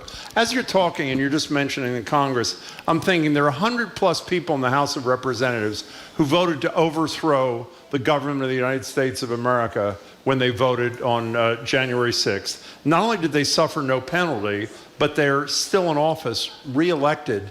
Is there a precedent for how, there's not, for whether justice will ever come to them? So we do have a moment in our past when a number of members of both the House and the Senate tried to overturn the government. It was 1879, and I'm not going to bore you with it unless you want me to. Boris a little. Oh, yeah, Boris a little. Yeah, we're ready. Okay, so what happens is that because of a series of economic crises, the Democrats take over first the House of Representatives and then the Senate in 1878 and 1879, and it looks like they're going to get the presidency. So what they do is they refuse to fund the U.S. government until the president, who's Rutherford B. Hayes, kowtows to everything that they want. They want to get troops out of the South. The troops don't leave the South in 1877, by the way. They want to get troops out of the South. They want to get rid of protections for black rights. They essentially want to impose on the country the wishes of the Confederates, for which they fought the Civil War and lost. And when that happens, Hayes and his deputy in the House of Representatives, the House Minority Leader, James A. Garfield of Ohio, says, no, we are not going to do this. This is a revolution. You are trying to destroy the United States. We're not going to do it. And they veto the funding bills that would require that 4 times. And as that happens, the American public turns against the Democrats more and more and more and more. And in 1880, the Democrats were supposed to have a romp in that year. And of course, who gets elected? James A. Garfield. And he gets elected on a platform of basically what Lincoln wanted to do, protecting civil rights and using the government to help ordinary Americans. Of course, he is assassinated later on in 1881. But what happens in the wake of that catastrophic election for the Democrats is they essentially jettison their racist southern wing and flip to focusing on northern urban areas that are really popular. The Democrats are really popular in New York City, for example, and in some of the big urban areas. And it creates this enormous shift in the Democratic Party that eventually is going to lead to the rise of FDR and the New Deal. So, it's a little known moment that people probably are now asleep from listening to, but it's actually really quite interesting. So you're out of your mind. Not only was that not boring, it was inspirational. I am on a high thanks to Garfield there. You're on a Garfield high. I am on a Garfield high, my friend. That is true. Well, let me just get out of the United States for just a second, because you are on Substack. People can get your letters at heathercoxrichardson.substack.com for a very reasonable price, $5. I think it's $5 for a month. They're also free. There's no most of my subscribers are free. Oh, that's right. Forgive me, I did not know that. But I think you're worth the $5 a month, though. I want you to know that. I'm willing to fork that over. What a compliment. But that's in any incredible. case, you talked today about what's going on in the Middle East. Tell people what you said. Well, I will confess, I finished that at 4 o'clock in the morning, and I don't remember what that was about. Lincoln and Gaza and what the... Okay, so quickly, I mean, again, this is a place where being a historian is both a benefit and a problem, in that I look at this as a political problem, and it is that the first line of defense for the American government was to make sure that that situation in Gaza and Israel did not spread. Because if it spread, especially to include Hezbollah and Iran, it would also include the United States, which is why we moved 2 carrier groups there, and which is why Biden and Blinken were so vociferous about the fact they were going to protect Israel. They did not want it to spread. And so far, although there have been increased attacks on U.S. troops in the region, it has not spread. And I say so far there because, of course, it always could. But then once you get past that, there is, of course, the political issue in Israel that Benjamin Netanyahu is at the head of a coalition that is a right-wing coalition that has faced enormous protests in his own government, and where he's desperately clinging to power because he is he's under indictment for fraud and corruption. And on the other hand, you have Hamas, which has a charter that calls for the end of Israel, and that has been in control of Gaza now since the mid-2000s, and doesn't really represent the Palestinian people. So I think what you're seeing is Blinken and Biden trying to chart a course through 2 groups that do not have an interest in solving the problems in the Middle East because it behooves them politically to keep them alive, but an attempt on their part to get around those and to work with other Arab leaders, because, of course, the hallmark of the Biden presidency in foreign affairs has been to focus on regionalism, that is, focus on regions and have people in the regions make their own decisions. I think a way to spread democracy without colonialism. So they're focusing on the regions with the hope that they can pull out a 2-state solution. Now, if it works, it will be a high-wire, plate-spinning act that will obviously be one for the history books. But I think if you read the documents and listen to the speeches, it's about all you can say is going on. Heather, it is great to see you. Congratulations on yet another terrific book, and we hope to see you again soon. In person, I would love that. I would love that too. We would love that. Thank you so much for being with us. Take care, Heather. Be well. Appreciate it. We have been speaking with She is great. I know, it's a great, I thought called them essays, I guess they're letters, but in any case, we've been speaking with Heather Cox Richardson. The book is Democracy Awakening, Notes on the State of America. It is a wonderful book and really easy and accessible, and if you want to get a quick, our history, it's absolutely great. And the letter is Letters from an American, and that is at heathercoxrichardson.substack.com. Okay, after a quick break, talking about going from the sublime to something that doesn't matter at all. Matters to me. Well, it matters to me, which is why actually I wanted to do this today. It's one of the many benefits of hosting a radio show. When you have a question about Christmas trees, you can simply open the lines and get advice from callers and texters. And that's exactly what we're doing today, because I want to buy my tree, and I'm wondering if we should get balsam or Fraser. I suppose some of you want to get the fake one. I'm getting a real one, but I can't make up my mind this year. Balsam versus Fraser. You're listening to Fraser Fir, I should say. Boston Public Radio, 89.7 GBH. We are broadcasting live from the Boston Public Library. We're streaming at facebook.com/GBH News and youtube.com/GBH News.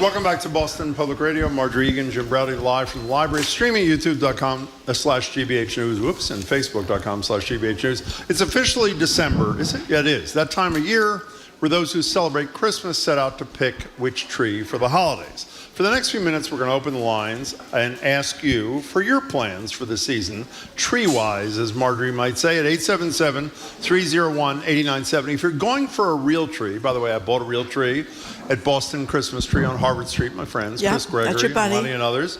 The age-old debate. Hold on. Did you balsam or Fraser Fir? Uh-huh.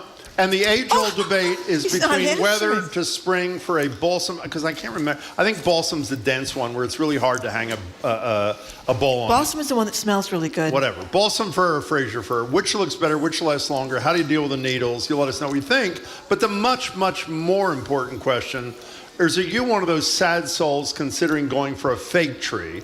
We want to hear whether or not it's too late to get you to repent. For what it's worth, if you're opting for a fake tree this year, this is really pathetic. You're actually in the vast majority. Jamie Warner, who's executive director of something called the American Christmas Tree Association, told the reporters of The Guardian that a whopping 84% of trees displayed last year were artificial.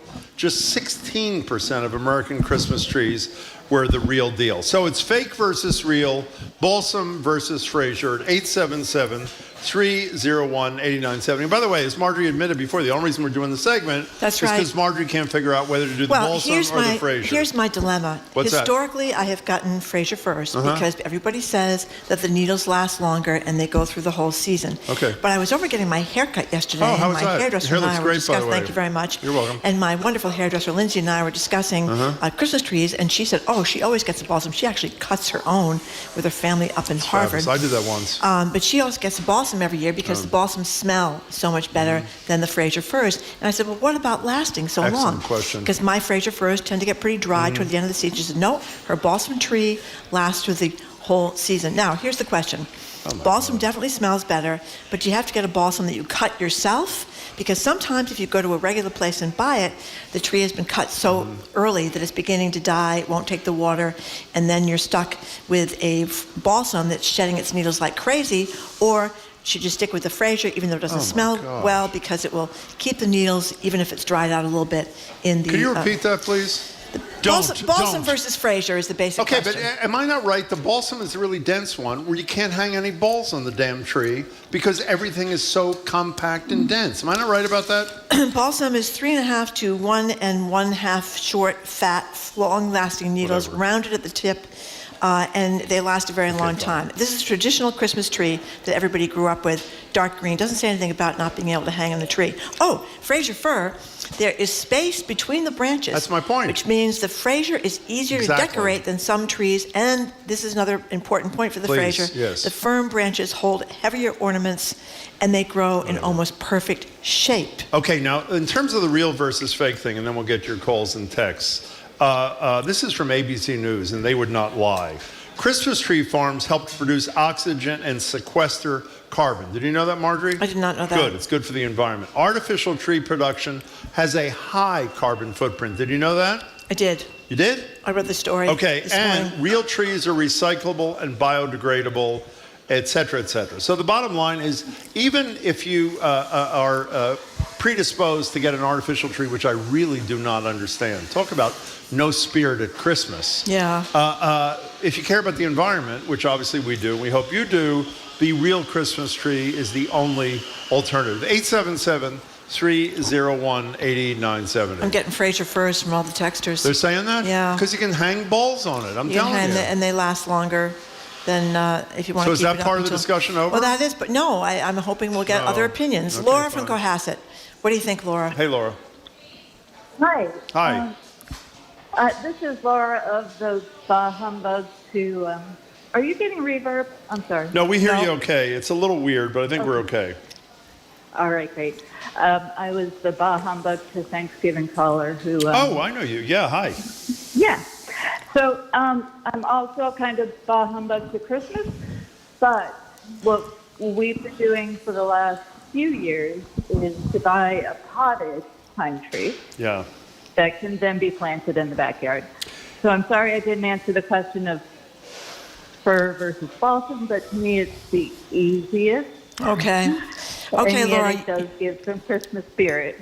Okay, we're glad you called, sort of, because you didn't answer the question, but that's okay. No, but I mean, but that is a great alternative. Whatever you get, if you can plant the damn thing and keep it going, it's even better. I could see you plant. Isn't planting? Are you going to plant? I'm going to plant an 8-foot tree in the backyard. Yes, you no, are. I'm not going. I'm not going to do that. I thank you very much for the call. What are you talking about? Have you ever planted your tree in the backyard? Every single year I plant it. Every single in the year. back here. Okay. Do you know that I really? You can take your real tree to farms, and they take them. They give them to the goats. Eat them. Yeah. That's right. Our staff is telling us that last year, Firefly Farm in Southwick. Yeah. The goats were eating those trees to beat the band. Let me ask you a question. What? Are you driving to Southwick to get rid of your tree? I might have to do it. I might have to do it since I've been disgraced today for not taking the tea to work by all the texters earlier on. Larry from Dorchester, what do you think? Hey, Larry, what's going on? I think you guys got a colossal nerve in denigrating us folks who don't want to cut down real trees. Yeah. How about leaving them alone and letting them, clean the air and stuff with trees? How about, I have a better answer. How about not leaving them alone? Because, Larry, I just told you, it's better for the environment, so not leaving them alone is better than, and also, let's get down to it. How horrible does an artificial Christmas tree look, Larry? Tell the truth. A lot of them look pretty good. Look, I don't care about artificial trees. I don't care about real meat. I like vat-grown meat. Yeah. And I think that trees should be left in the ground to help clean the earth. Wow. You have strong feelings there. Larry, what? Buy a present for some stranger and say happy birthday, Jesus. Well, that's a beautiful Thank you, sentiment, Larry. Larry. Thank you for sharing that point of view with us. We appreciate it. Okay, Fraser fir, you can put real candles in the Fraser fir because their branches are Yeah, stiffer. if you want to burn your house down. Yeah, I'm sure I you wouldn't can. want to do that. I wouldn't want to do that. You have to know when to the throwing out thing because they get really dry if you don't do. Do you put you remember? You don't ever remember to put water in the. Of course I do. First By the way, thing I do when they get home. For those who are I'm not taking watching notes. this on YouTube or Facebook, Marjorie is literally writing notes off the text. How do you know that those people have any idea what they're talking about? I trust our listeners. They're the smartest and the best and How brightest. about Larry that says you just say "Happy Birthday, Jesus" and forget about it? How about that? Well, you could do that too. Did you see that movie Manchester by the Sea? By the way, it won all sorts of Academy Awards. so, it was with Corey Affleck, Ben Affleck's younger brother. No. Yeah, it was filmed I'm a not lot a Corey in Gloucester. Affleck. Well, they had a terrible fire. Well, he had sexually Casey harassed. Affleck. Casey Thank you, Affleck, whoever sorry. said that to us. Casey Thank you. Affleck. He got in trouble for sexually Yeah, he harassing did, he somebody. did, yeah. But in any case, it was a really good movie, Yeah. and there was a terrible fire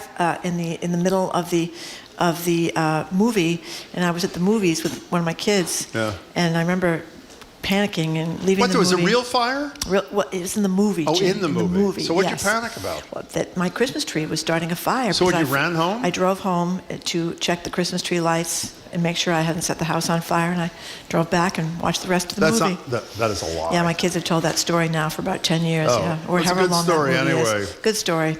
By the way, do not put this. This is There's another Jim. AI of me chopping down a tree.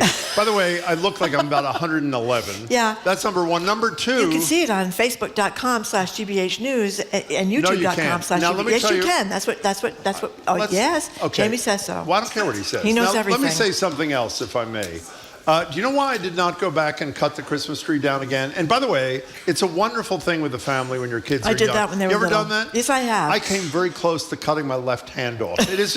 I'm Well, serious. I didn't The cut it down saws are myself. huge. You go to the Christmas tree farm, you pick out your tree. I cut it down myself. Oh, God. I did. I'd like to see that. I know, exactly. There's the picture of it Yeah, right in AI. I don't think so. I am really, really adept Usually they with have a saw. they have some guy that comes out like a Johnny Appleseed or something. He's Yeah. got a big axe So what's and he the chops point down then? the tree. What's the you point? go and you have the whole experience. They put the tree in the tractor and you Yeah. ride back and then you go to the place and Okay, you get can you tell the apple truth? cider Okay, fine. donuts. I want you to tell the truth. Yeah. Tell me, look me in the eyes. Yep. Don't look away. Whenever Okay. you look I'm away, you're looking not right- telling I'm the looking truth. right at you, Jim. Look right at me and say, I've never owned an artificial Christmas I have tree. never owned an artificial Christmas tree. Is that really true? Never. Well, No. that's great. And Well, why? You haven't said because why. I grew up with real trees. You have to keep those traditions going. It you know what I feels mean? right? But I must say, a lot What of is them, it? I went to somebody's house last year that had an artificial tree. It looked really real. No. You had to get really close to it to see it wasn't. So I guess why people do it, they think it's easier. Anyway, let's go to Ann in Jamaica Plain. What do you think? Hello, Can we Ann. get down to the balsam versus Fraser fir? Because that's really why we're doing this segment. Can you give me advice there, Ann? Talk about it however you want to talk about. Go ahead, Ann. Yes, I can. Oh. You're going to want to write this down, Margaret. Please. I'm ready. So my church in Jamaica Plain sells trees every year at the Loring Greeno House. It's right by the monument. Oh. And we sell firs from Nova Scotia, and only on the weekends. So it usually takes us 2 to 3 weeks to sell all the trees. And I can tell you, when I get my tree, usually the third week, we make a cut at the base, and then you put it in the water at home in your stand. Yep. So the tree continues to take up moisture, but there is a wonderful smell on those trees still after 3 weeks. On the Frasers or And the then- balsam? The firs. The firs, okay. All right. Not as good as the Yeah. balsam, though. Come on, Ann. Not as good as the balsam, right? Oh, no, yeah, it is as good. And Okay. what you do is with the cut that you make, that smells really good. And I'll often bring home several of those little cuts You will? and put them in my entryway. Okay. You know what you have to, you know what I've seen? You can buy, Ann, and thank you you. for the call. You know Marjorie what you wrote can that do? down, by the way. Some of the places, like a Did you write Mahoney's. that down? I wrote it down. Some of those Okay. places, like Mahoney's, you can spray fake balsam smell. Are you And go out joking? and spray the, What spray is the tree. wrong with you? Before people come over at Christmas, I run around No, you the don't. house Is with that my true? spray. Yeah. Are you proud of that?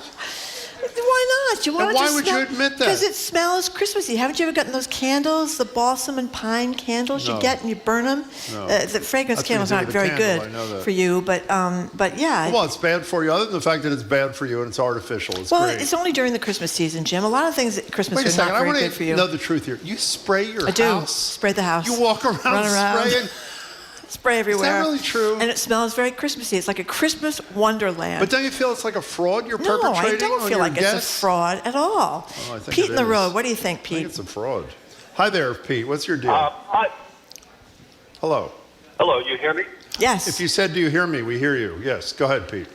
Okay, I'm going to ask to vote for a couple of trees. Okay. Okay. One of the trees I'll vote for is the Charlie Brown Christmas tree. Oh. Vote for the underdog. The second one that I'll vote for is that popular aluminum Christmas tree of the 50s with the rotating lights. Do you still have that or not? There's one somewhere in the basement among the many. You know, Pete, I'm so glad you Pete, called, thank you. and thank you very much for the call, Appreciate because it. that reminds me, we have some sound from the great Charlie Brown Christmas, where Charlie and Linus are shopping for trees, and they're hoping to find that one that captures the spirit of the season. This really brings Christmas close to a person. Fantastic. Gee, do they still make wooden Christmas trees? This little green one here seems to need a home. I don't know, Charlie Brown. Remember what Lucy said? This doesn't seem to fit the modern spirit. I don't care. We'll decorate it, and it'll be just right for our play. Besides, I think it needs me. Okay, for people that haven't seen that 20,000 times, the tree is really a little sprite of a tree, and it's got like two little branches. They're all kind of tipping over, and they take it home and they decorate it. I also have a couple of Charlie Brown Christmas trees in my house. You do? Absolutely. Now, let me ask you a question. This is more a personnel issue, so maybe we shouldn't raise it on the air. I said a couple of minutes ago, I look like 110 in this AI of me cutting down a tree. Don't post it. And Yeah. Jamie posted it. You didn't So look what un- do you do about that? You only look like you were 90. What do you do about that? It's okay. Was that purely to fight back for something unkind I said to you in the past?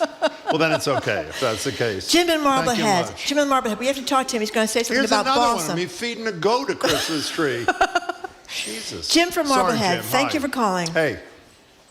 Hi, great show, love it. Thank I'm you. a Boston guy. Oh, good. I've been buying Boston trees for the last 10 years at a little Christmas tree shop that sets up at an ice cream place on Old Salem Road. Oh, great.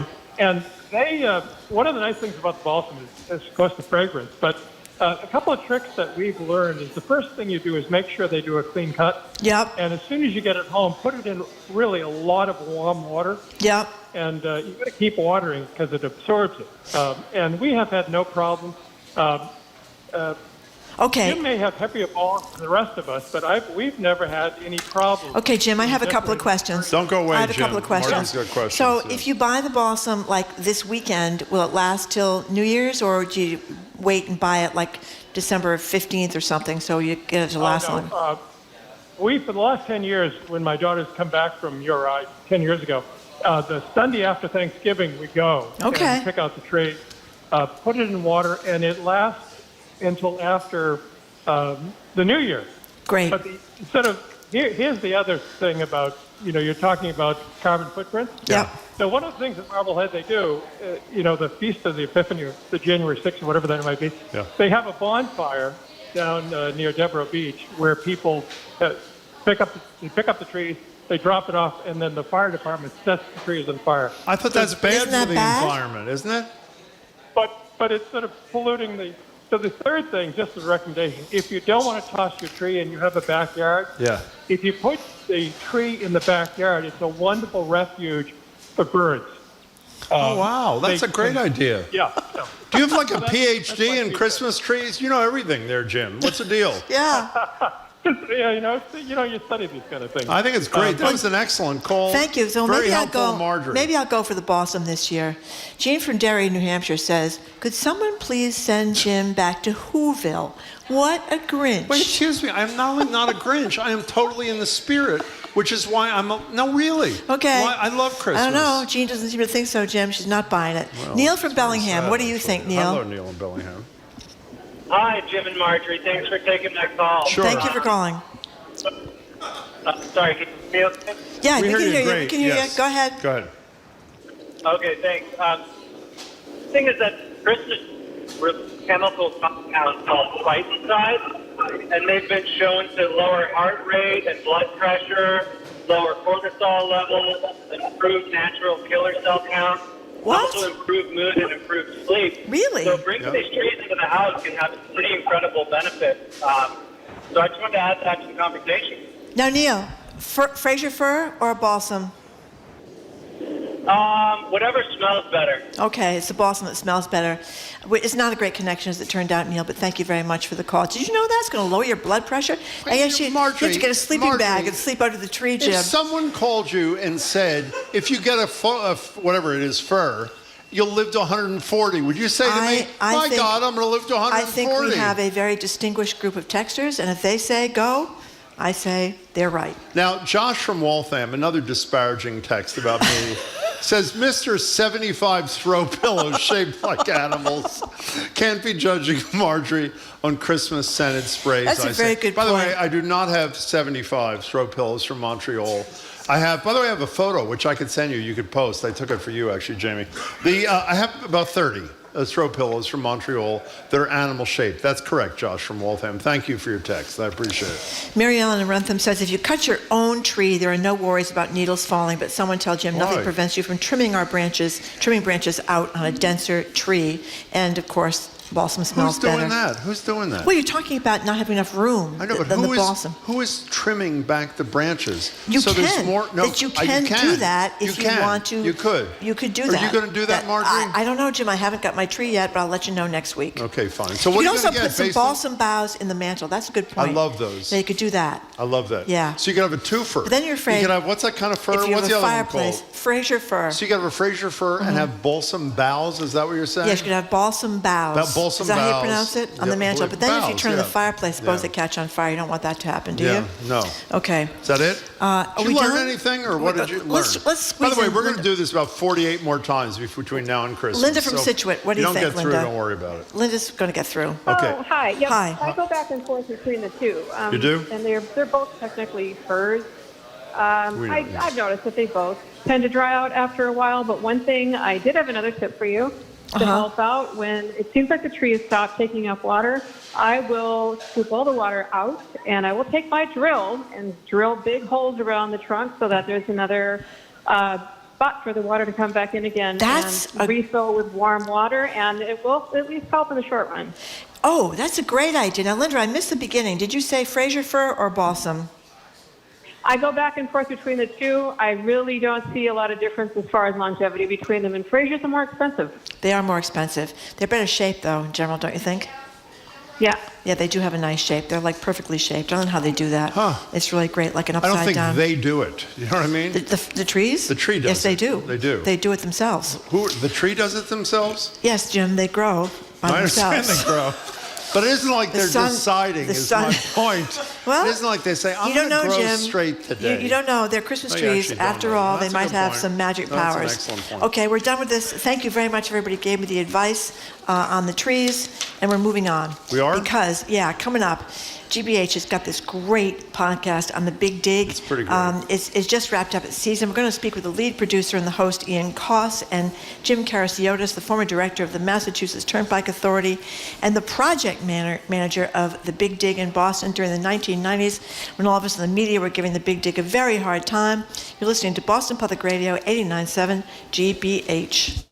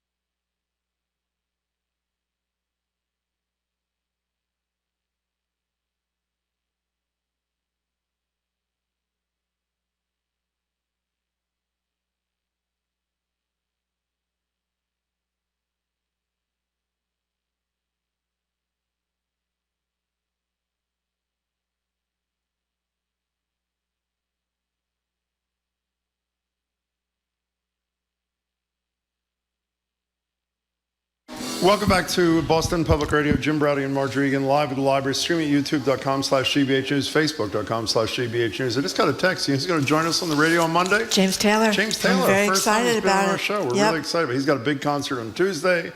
The rumor is President Biden will be there as well. So James Taylor joins us on BPR on Monday. In any case, it's Infrastructure Week over here at GBH. First congestion pricing in the first hour of our show. Now, The Big Dig, GBH News' phenomenally great podcast, which The New Yorker this week ranked the 6th best podcast of 2023. Just wrap it. Wow. In case you haven't downloaded and listened to it yet, it's available where you get your podcasts or at gbh.org/thebigdig. We're joined now at the library by Ian Coss. Ian's the lead producer and the brains behind the operation, host of the podcast. And Jim Karasiotis, you and I used to badmouth him on the radio all the time. That's right. And now 20 years later, we can figure out who was right. Bury the hatchet, so to speak. Chair of the Mass Turnpike Authority and the manager of the Big Dig Project in the 90s. Jim, it's great to have you. Ian, great to see you as well. Congratulations. Yeah. Thanks so much. You did do a really phenomenal job. Great. It's yeah, great. on this whole thing. So, one of the things that we were listening to this week, because we talked to you when this came down, you only had like 1 or 2 sections done. You were talking about the cost issues that we kept talking about the escalating costs, which Mr. Karasiotis is going to tell us all about in just a second.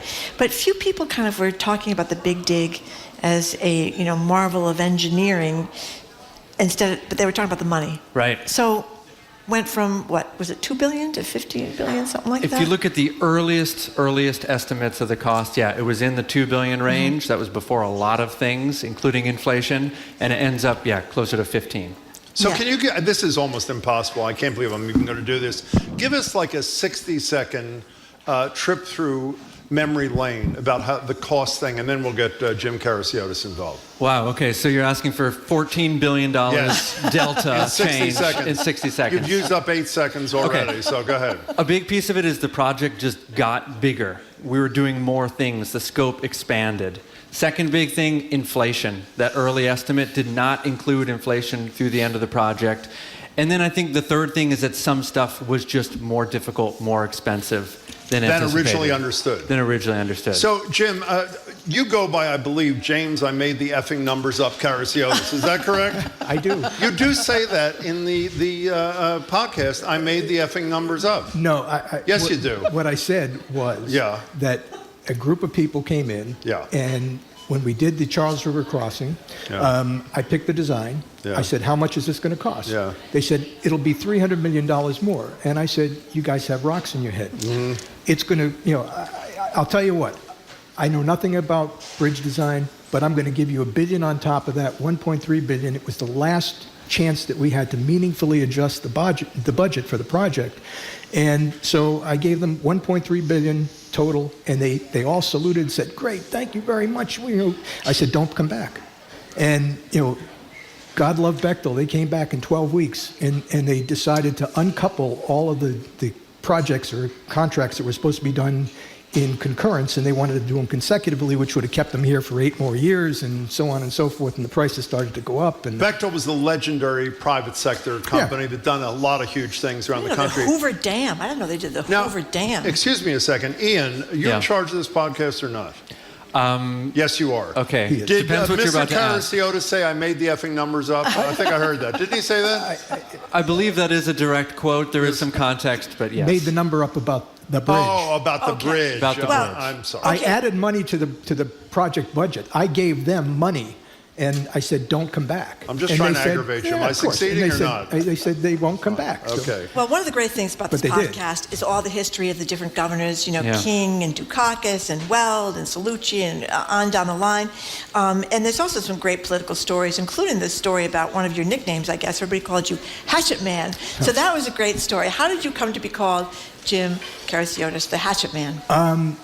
Laura Brown from the Herald wrote a piece in December of 1990 that said that the Hatchet Man is going to come back to government. And during the early 1980s, when I worked for Ed King, I was an undersecretary of transportation. I was sent to the DPW when post 2.5, there was a state budget that basically made the cities and towns whole, so that the state picked up the tab for 2.5.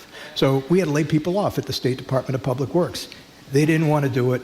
I went down there and I had to force them to do it. And I said to Ian at the time, I said, there was a chief engineer who said to me, you don't understand, young man, the orchestra leaders come and go, but the band always stays the same. And I said, whoa, you don't understand. So basically, I removed the leadership of the DPW, made the cuts. So fast forward 1990, Laura Brown writes an article, Hatchet Man's coming back.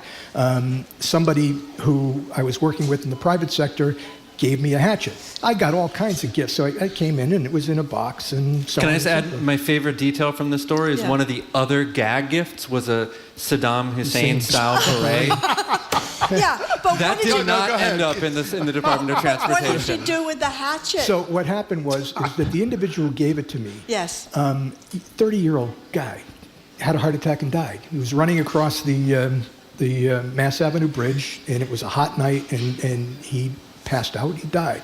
So I chose to honor him by mounting that plaque and putting it up on my wall. And I took a lot of garbage for it, but that was So that was everybody fun. that came into the office of the Hatchet Man saw the hatchet on the wall in like a plaque form and thought, oh my God, my days could be numbered here.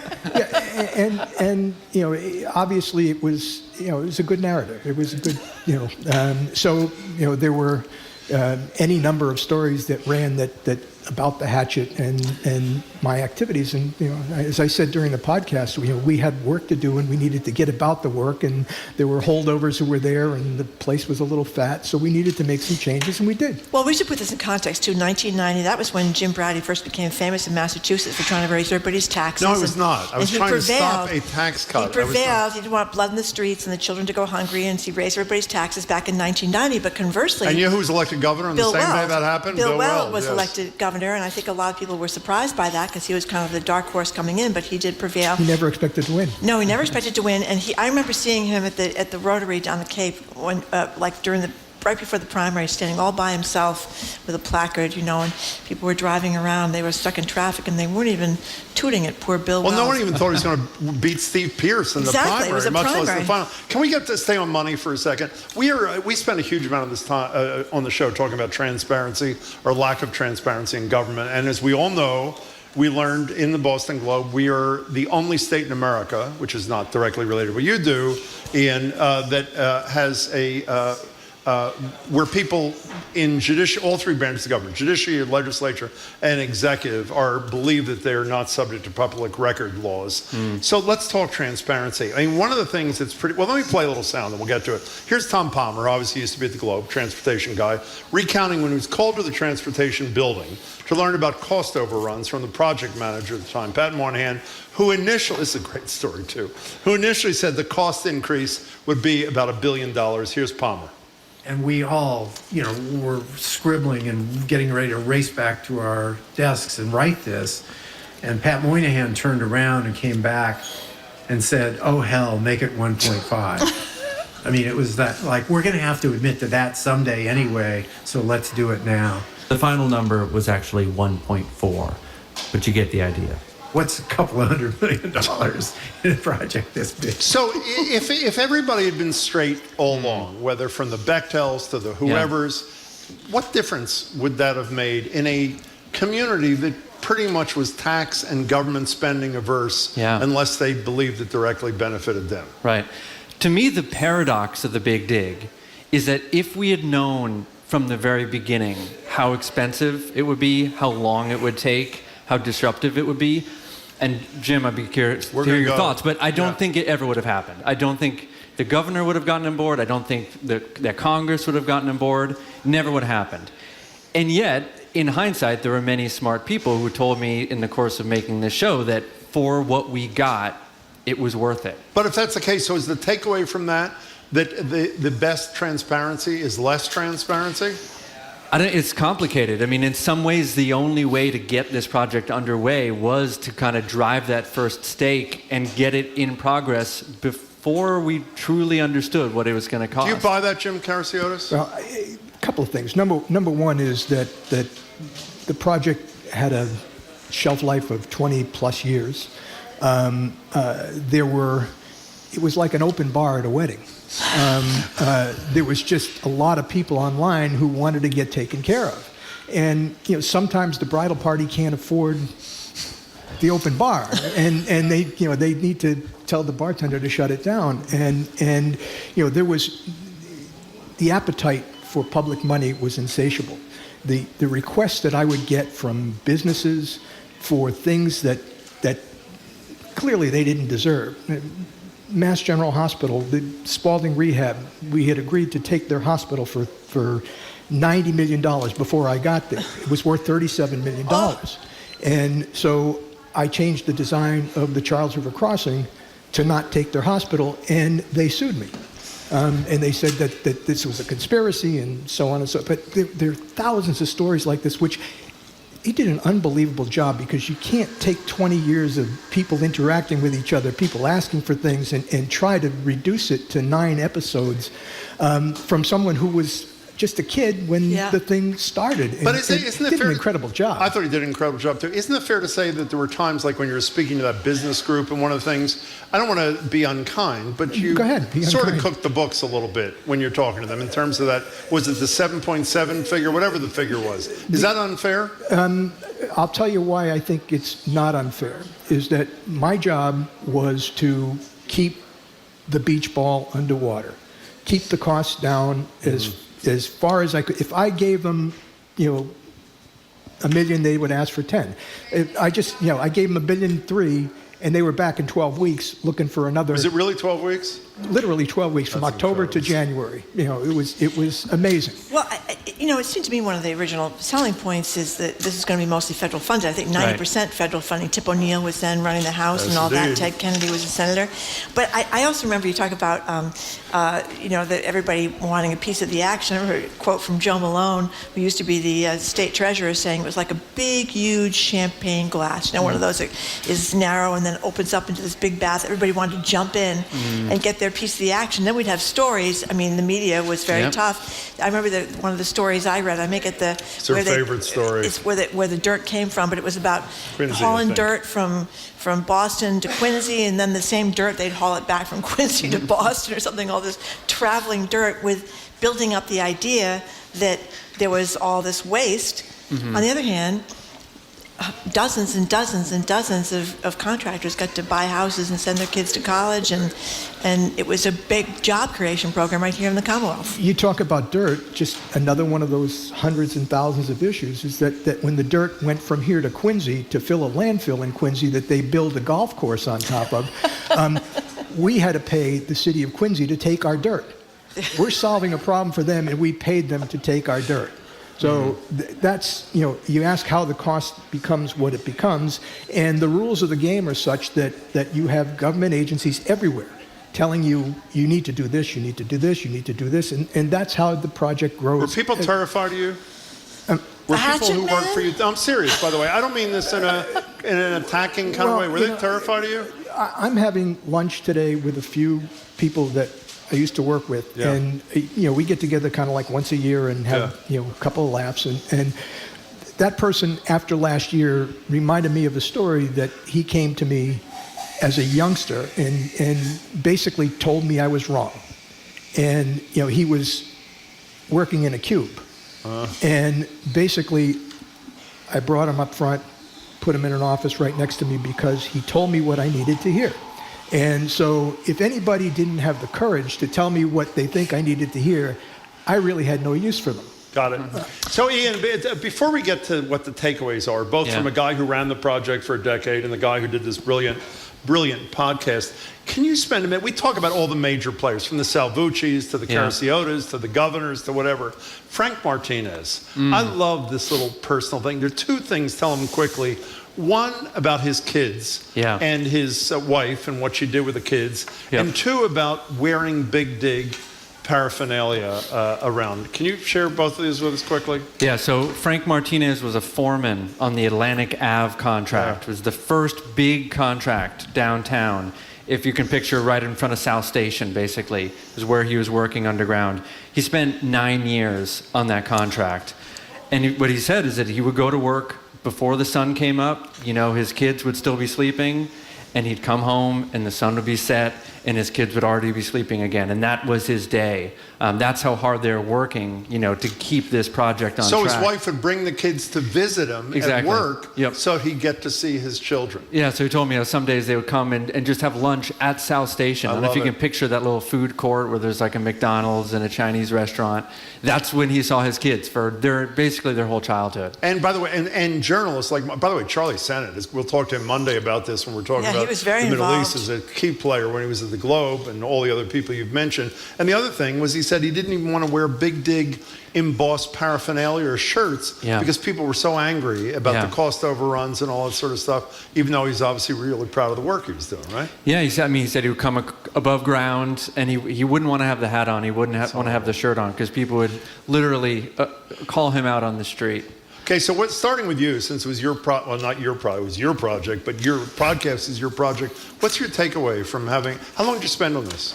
Almost a year and a half. Okay, what's your takeaway after a year and a half? That's not bad, actually. That's pretty fast work. What's your takeaway?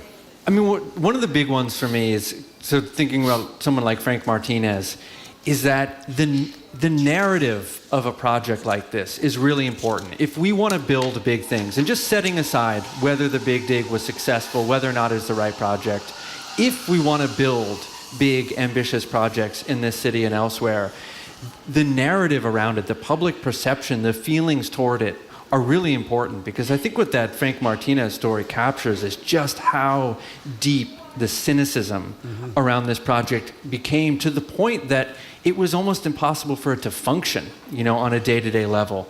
And so that's something I think we all have to be mindful of, is that, as Fred Salvucci describes it, the church of hearts and minds. We have to attend to the church of hearts and minds. Do you buy that thesis? I do, and I am concerned about building things in the future. I think that if you look at what's there today, one could argue, and I would argue, surprisingly, that what happened down at the seaport is too much.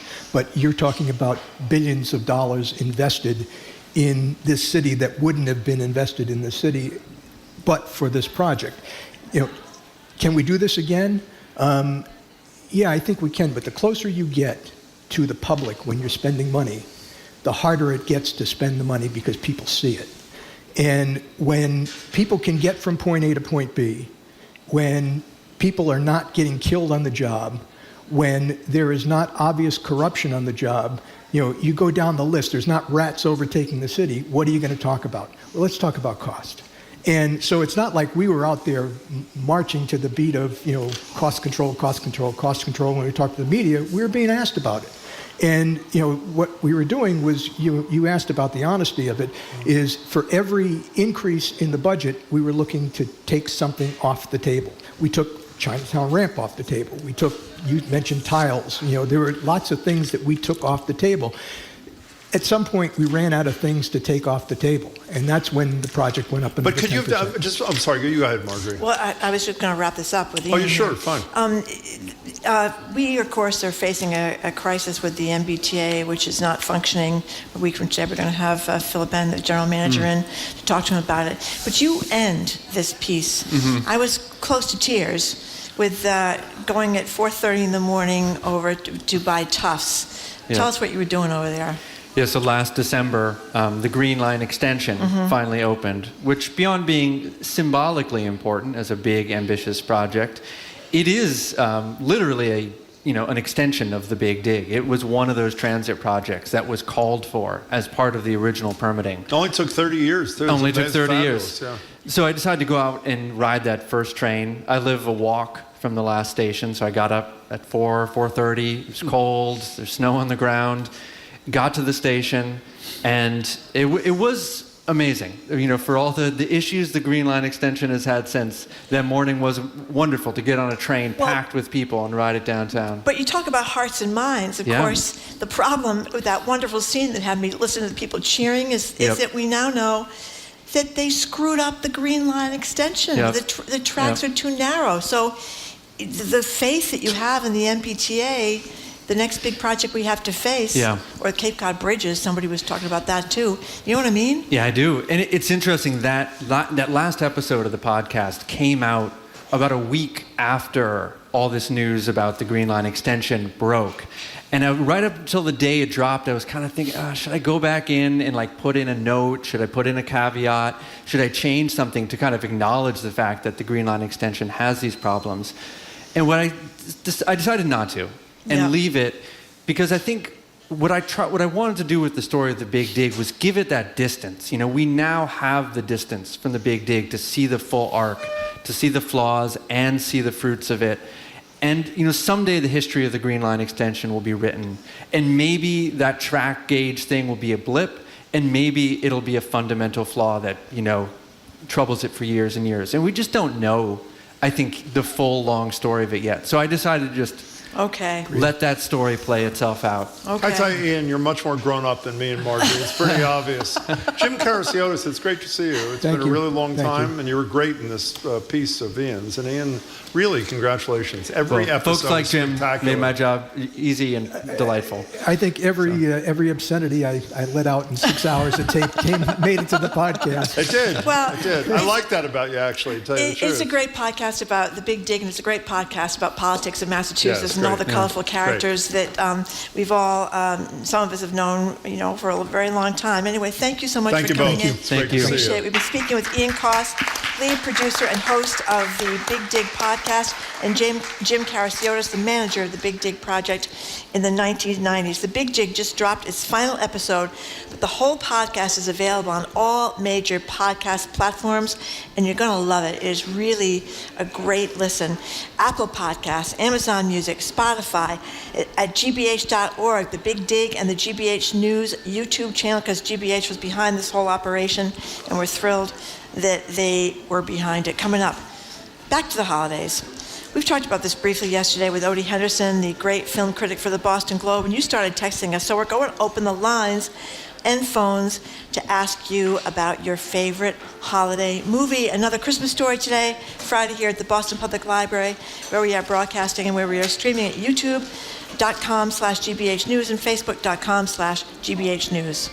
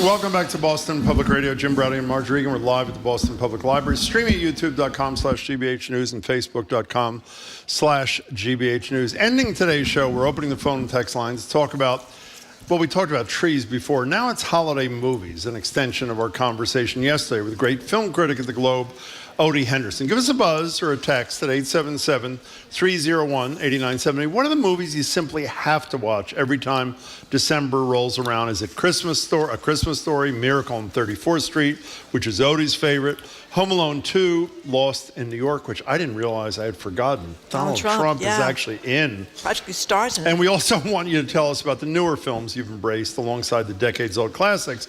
We're also interested in what holiday movies you can't stand. Odie was with us yesterday. He's pretty forthright. He hates Love Actually, which both of us love. And he's not crazy about It's a Wonderful Life, but I don't think was that the content, or because he had to see it like 100 times a year when he was a kid? I couldn't remember. I think he just thought it was on TV too much. Okay, it was whatever over and over and over. But he doesn't like two of my favorites, and I think yours. 877-301 8970 to call or to text. Since we brought it up, let's ruin people's mood and then we'll improve it. Okay. Here's some of the ill-fated cameo of the then-to-be future president, Donald Trump, in Home Alone 2. He pops in. This poor little Kevin is trying to navigate through New York's Plaza Hotel. Here it is. Excuse me, where's the lobby? Down the hall and to the left. Oh, my God. Oh, my God. 877-301-8970. We got that out of the way. We have some sound from some of the great Christmas movies. And if you mention one, we will probably play a little. 877-301-8970. Did I ask you yesterday, what is your favorite? Do you have one? Oh, I have a lot of favorites. Like what? Well, I do like the Love Actually, despite all its problems and There the are a lot of ridiculousness problems, of the I premise know. and the Cinderella problem. Both my daughters complain that it's very sexist, and it really is. But I like it anyway. Bridget Jones, I love Bridget Jones. You know, it's just it's very funny. Renee Zellweger is great in Bridget Jones. I like the Chevy Chase one, the National Lampoon Christmas. I or think so, My yeah. Christmas Vacation. Christmas Thank you, my Vacation. Christmas Thank you, Vacation. John, of course. And here's one which isn't really very good. What's that? But I have watched it a few times, Wrapping Presents, because you have to have movies to watch What's by that? Wrapping Presents. And John maybe will know the name of this movie because I forget it. It's with Robert De Niro and Meryl Streep. And it's about these couple that fall in love in the Metro North. Falling in love. Okay. Is there anything he doesn't know? I mean, it's just John knows unbelievable. everything. Falling in Love. I knew you'd know that, John. And it's about a couple, a lot of great scenes of New York City, and you're a former New Yorker, Jim, you would like it. These great scenes of all the Christmas decorations in New York, and Meryl Streep and Robert De Niro, you know what They're I not mean? bad. Well, speaking of New York City, Miracle on 34th Street, Macy's 34th Street, here's a little sound from Odie Henderson's favorite Christmas movie. This is from 1947. Would you please tell her that you're not really Santa Claus? That there actually is no such person? Well, I'm sorry to disagree with you, Mrs. Walker, but not only is there such a person, but here I am to prove it. No, you misunderstand. I want you to tell her the truth. What's your name? Miss Kringle, I'll bet you're in the first grade. Second. I mean your real name. That is my real name. And didn't Odie tell us yesterday, the guy, whoever it is, that played Kris Kringle, won the Academy Award for Best Actor? Yeah. That's pretty incredible. I didn't know that. 877-301-8970 is our number. Do you like the Jimmy Stewart movie as much as I like the Jimmy Stewart movie? I do. Well, why, there's and it's in black hesitation and in white, your voice. and Donna Reed, and it is so good in it, and they're, Jimmy Stewart. I mean, Jimmy Stewart's life story is really, in this movie, is very relatable, right? Who dies? Somebody dies, needs to take over the business. George Bailey. Oh, he's George Bailey, yeah. He's George Bailey, and his brother goes off, and he's a big war hero, and he's trying to live His father vicariously. dies, doesn't he? I Isn't think that he what has to comes take up? over the Yeah, business. yeah. And he kind of feels like he's stuck in his hometown, and, his dreams are in that regard kind of shattered and stuff like that. But it's a great story about people coming together to bail out their neighbors. And I love when he walks down the staircase, and every time, is it the newel? Is that what you call the round thing that I know comes what out? you mean, but I don't know what it's called. It always comes out. Yeah. He walks down the stairs, it always comes out, and he can't fix it. And the house is kind of, he's having financial problems. And so, I don't know, I really kind of like it. Did I tell you, I think in the past when we've discussed this, who went on a date with Jimmy Stewart? Your mother. My mother. You told me that. She did. Wow. Just once. I don't know who decided there wouldn't be a second, but they did go out once. You could have been little Jimmy Stewart instead Well, I of could have been, or little Big Jimmy Browning. Stewart in my case. Yeah. Let's go to Stella in East Boston. You're first on Boston Public Radio. Welcome. Hi. Hi, how are you? We're excellent. Thank you. Great.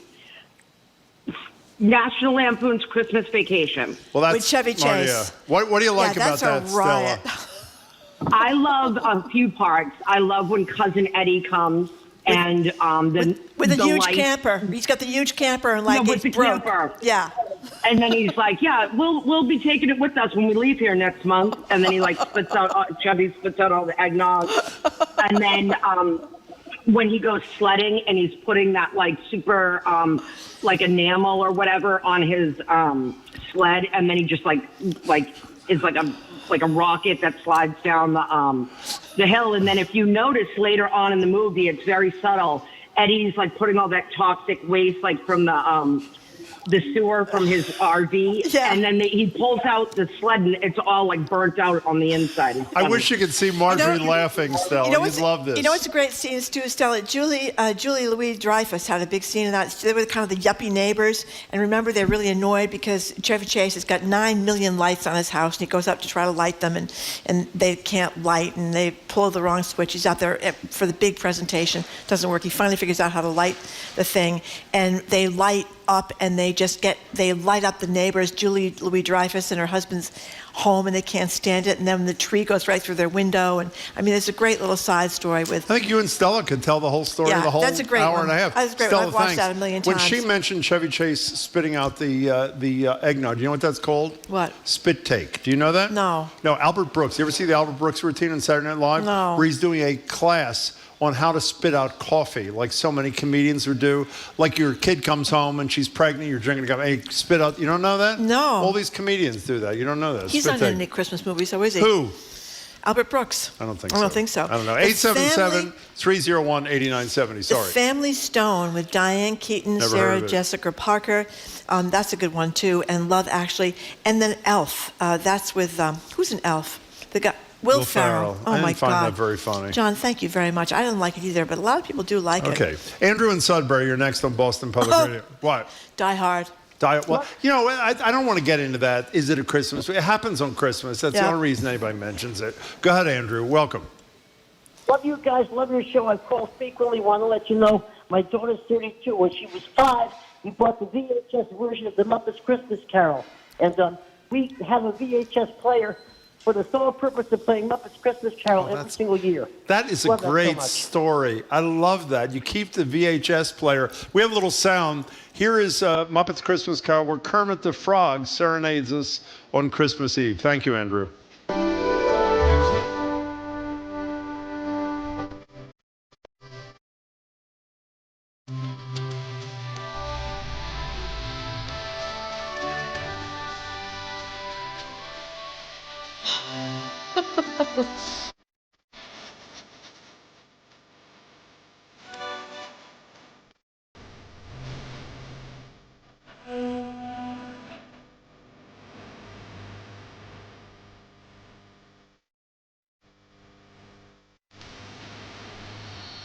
I love that. That's so a good Zeta, one. our coworker, is standing right there, says, The Shining, is that a Christmas movie?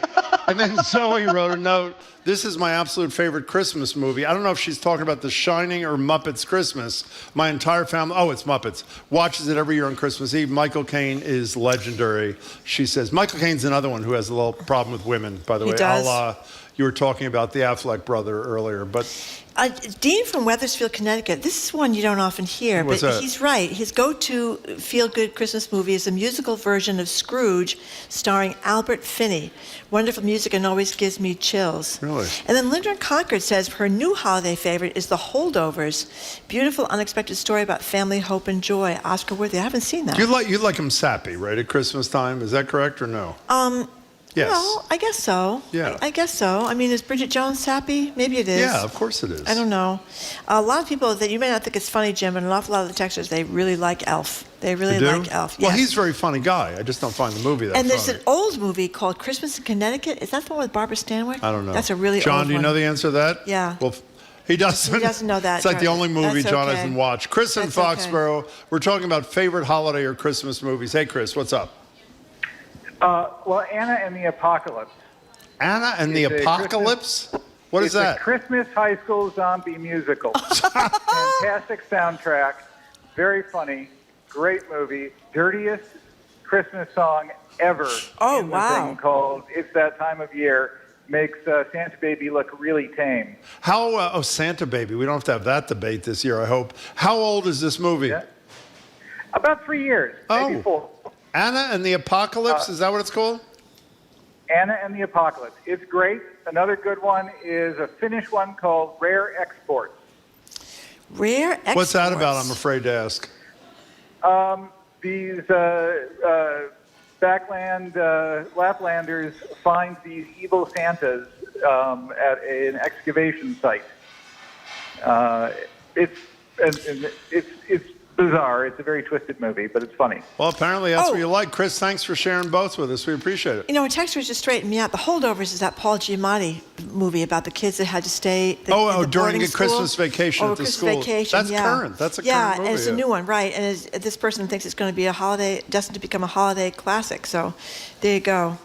Let's go to Courtney in Providence. What's the top your Christmas movie list there, Courtney? Hey. Hi, it's Courtney. My most favorite is A Bishop's Wife. It's an old movie with Cary Grant and David Niven, and it makes me cry all the time. I've actually seen that. That's like from the 30s or 40s maybe, right? It's really old. Really old. Yeah, exactly. I like it. Yeah. And what else? You just mentioned Christmas in Connecticut. That's another favorite that not many people see. And who's in that? That's Who's in that? Barbara. It is Barbara you're Stanwyck. right. Yeah, I thought so. You know what's Courtney, another really thanks. old We appreciate Christmas it. movie? No. Is The Apartment with Jack Lemmon. You ever That's see on. that? Yes, I have, and that's on Odie's list, by the way. Yeah, that's a really good one. It's oh my goodness. Here's the Polar Express. It took a while for someone to give this one forward. The bell still rings for me. It's never-ending spirit of Christmas. But that got kind of trashed. Remember? Polar Express? The Polar Express, the movie. Polar Express is that the one with There's no the sound? Book. There's there's the book, The Polar Express. No, but I thought there's from Chris Van there's no Dyke, I narration think. or something. No, I think Tom Hanks does? I got plays the the wrong conductor thing. in the Polar Express. The Snowman. You ever seen the Snowman? Oh my God, that's a WGBH production. It is? I think so. One of the most beautiful movies I've ever seen. It's a half There's hour. no narration. There's no narration. It's a half hour. That was not a movie. That was a TV show. No, I but you don't can think get so. it obviously on your television. You can get everything think now. so. The Snowman. If you haven't seen it, it's really My younger daughter gorgeous. used to call it the Snowman. That's what she would call it The when she was Snowman. older. Maybe it was my older daughter. Yeah, that's a one of really the good one. two. The Charlie Brown Christmas. Is I don't another think great Marjorie's TV right. show. Wasn't there a whole movie like Jamie? You looking this up? The Snowman? No, maybe I got that wrong too. Gremlins. I don't know. No, you don't. Doesn't do it for Jim. No. A lot of people like Elf. I keep getting all these elves. How about the Cranks with Tim Allen and Never Jamie heard Lee of Curtis? that. Tim Allen. Christmas with the Cranks. Do you know who Tim Allen is? Yes. Do you find him he did funny? that show about the guy that was the carpenter. I don't know about that. Do you find him funny? Yes or no? I don't know. I don't know Okay, enough good. about him. Mary in Salem, hello. Oh, hi. Hi. Actually said it. Who? Polar Express for me. Yeah, which one? I'm confusing things. What is the Polar Express again? It's a Animated. And Tom it's Hanks. Marjorie's right. Okay. And train, and the little boy wakes up and he sees the train coming and he gets on the train, and it's wonderful. By the way, Mary, thank you. Marjorie is wrong. The Snowman that I am talking about is this incredibly beautiful animated film. I'm 99% sure there is no human voice or There person. isn't. Oh, you know that? Yeah, there's But no- that's not the GBH. Is that a GBH thing? Or is that, no, it's not. It says it's an 1982 British animated television film and symphonic poem. Maybe I just saw it on GBH. Yeah, well, it's just it is totally beautiful. Now, and it's also one of those things I hate when people say this. It's great for kids and great for adults. Yeah, but and it's only true. a half hour long. It is? Yes. No. Yes. Okay. Eric from Hopeville says the SNL skit of It's a Wonderful Life with Dana Carvey is Carvey. Okay, Carvey is way better than the movie. It is? Yes. Snowman is 26 minutes long. I just said that. Wow. I know, you were correcting me again. I was correcting you. Incorrectly. I was, well.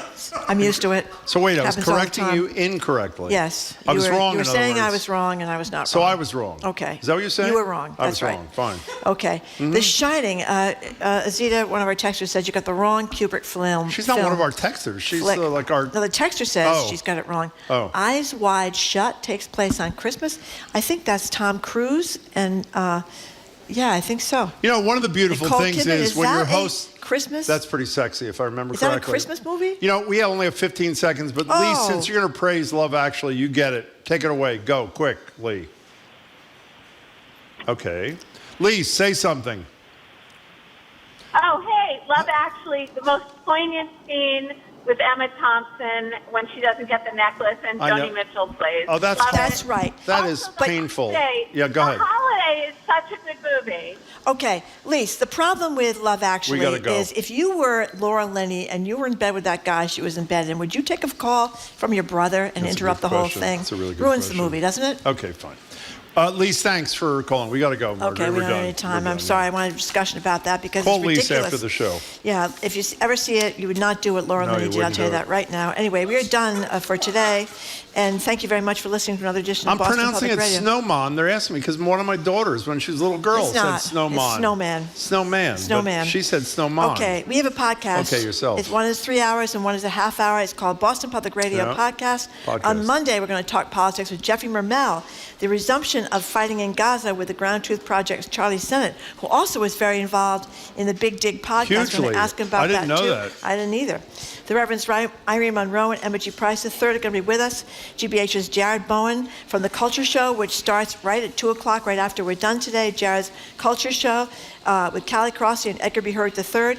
And James Taylor is going to be with us. We've never had him on before. We have never I'm had really him on. excited I'm very about this. excited. He's going to be with us ahead of a concert in Boston. We want to thank our crew, Zoe Matthews, Aidan Conley, Nicole Garcia, Hannah Loss, our engineer, John the Claw Parker, who knows everything, including every movie and every actor and what year the movie was made. I would say that's true. Thank you very much, John Parker, as always. Our executive producer, Jenny Bologna, he's not bad either. Special thanks to the BPL team, Brad Lewis and Matthew Glover. And stay tuned, as I just Whoa, said. Brad has a new kid, too, a new baby. He does? Yes. Oh, my goodness. Congratulations to Brad. Congratulations to And the stay family. tuned to 89.7 GBH, The Culture Show's Week in Review comes right after us. I'm Marjorie Egan. I'm Jim Browdy. Have a great weekend. Bye. Bye.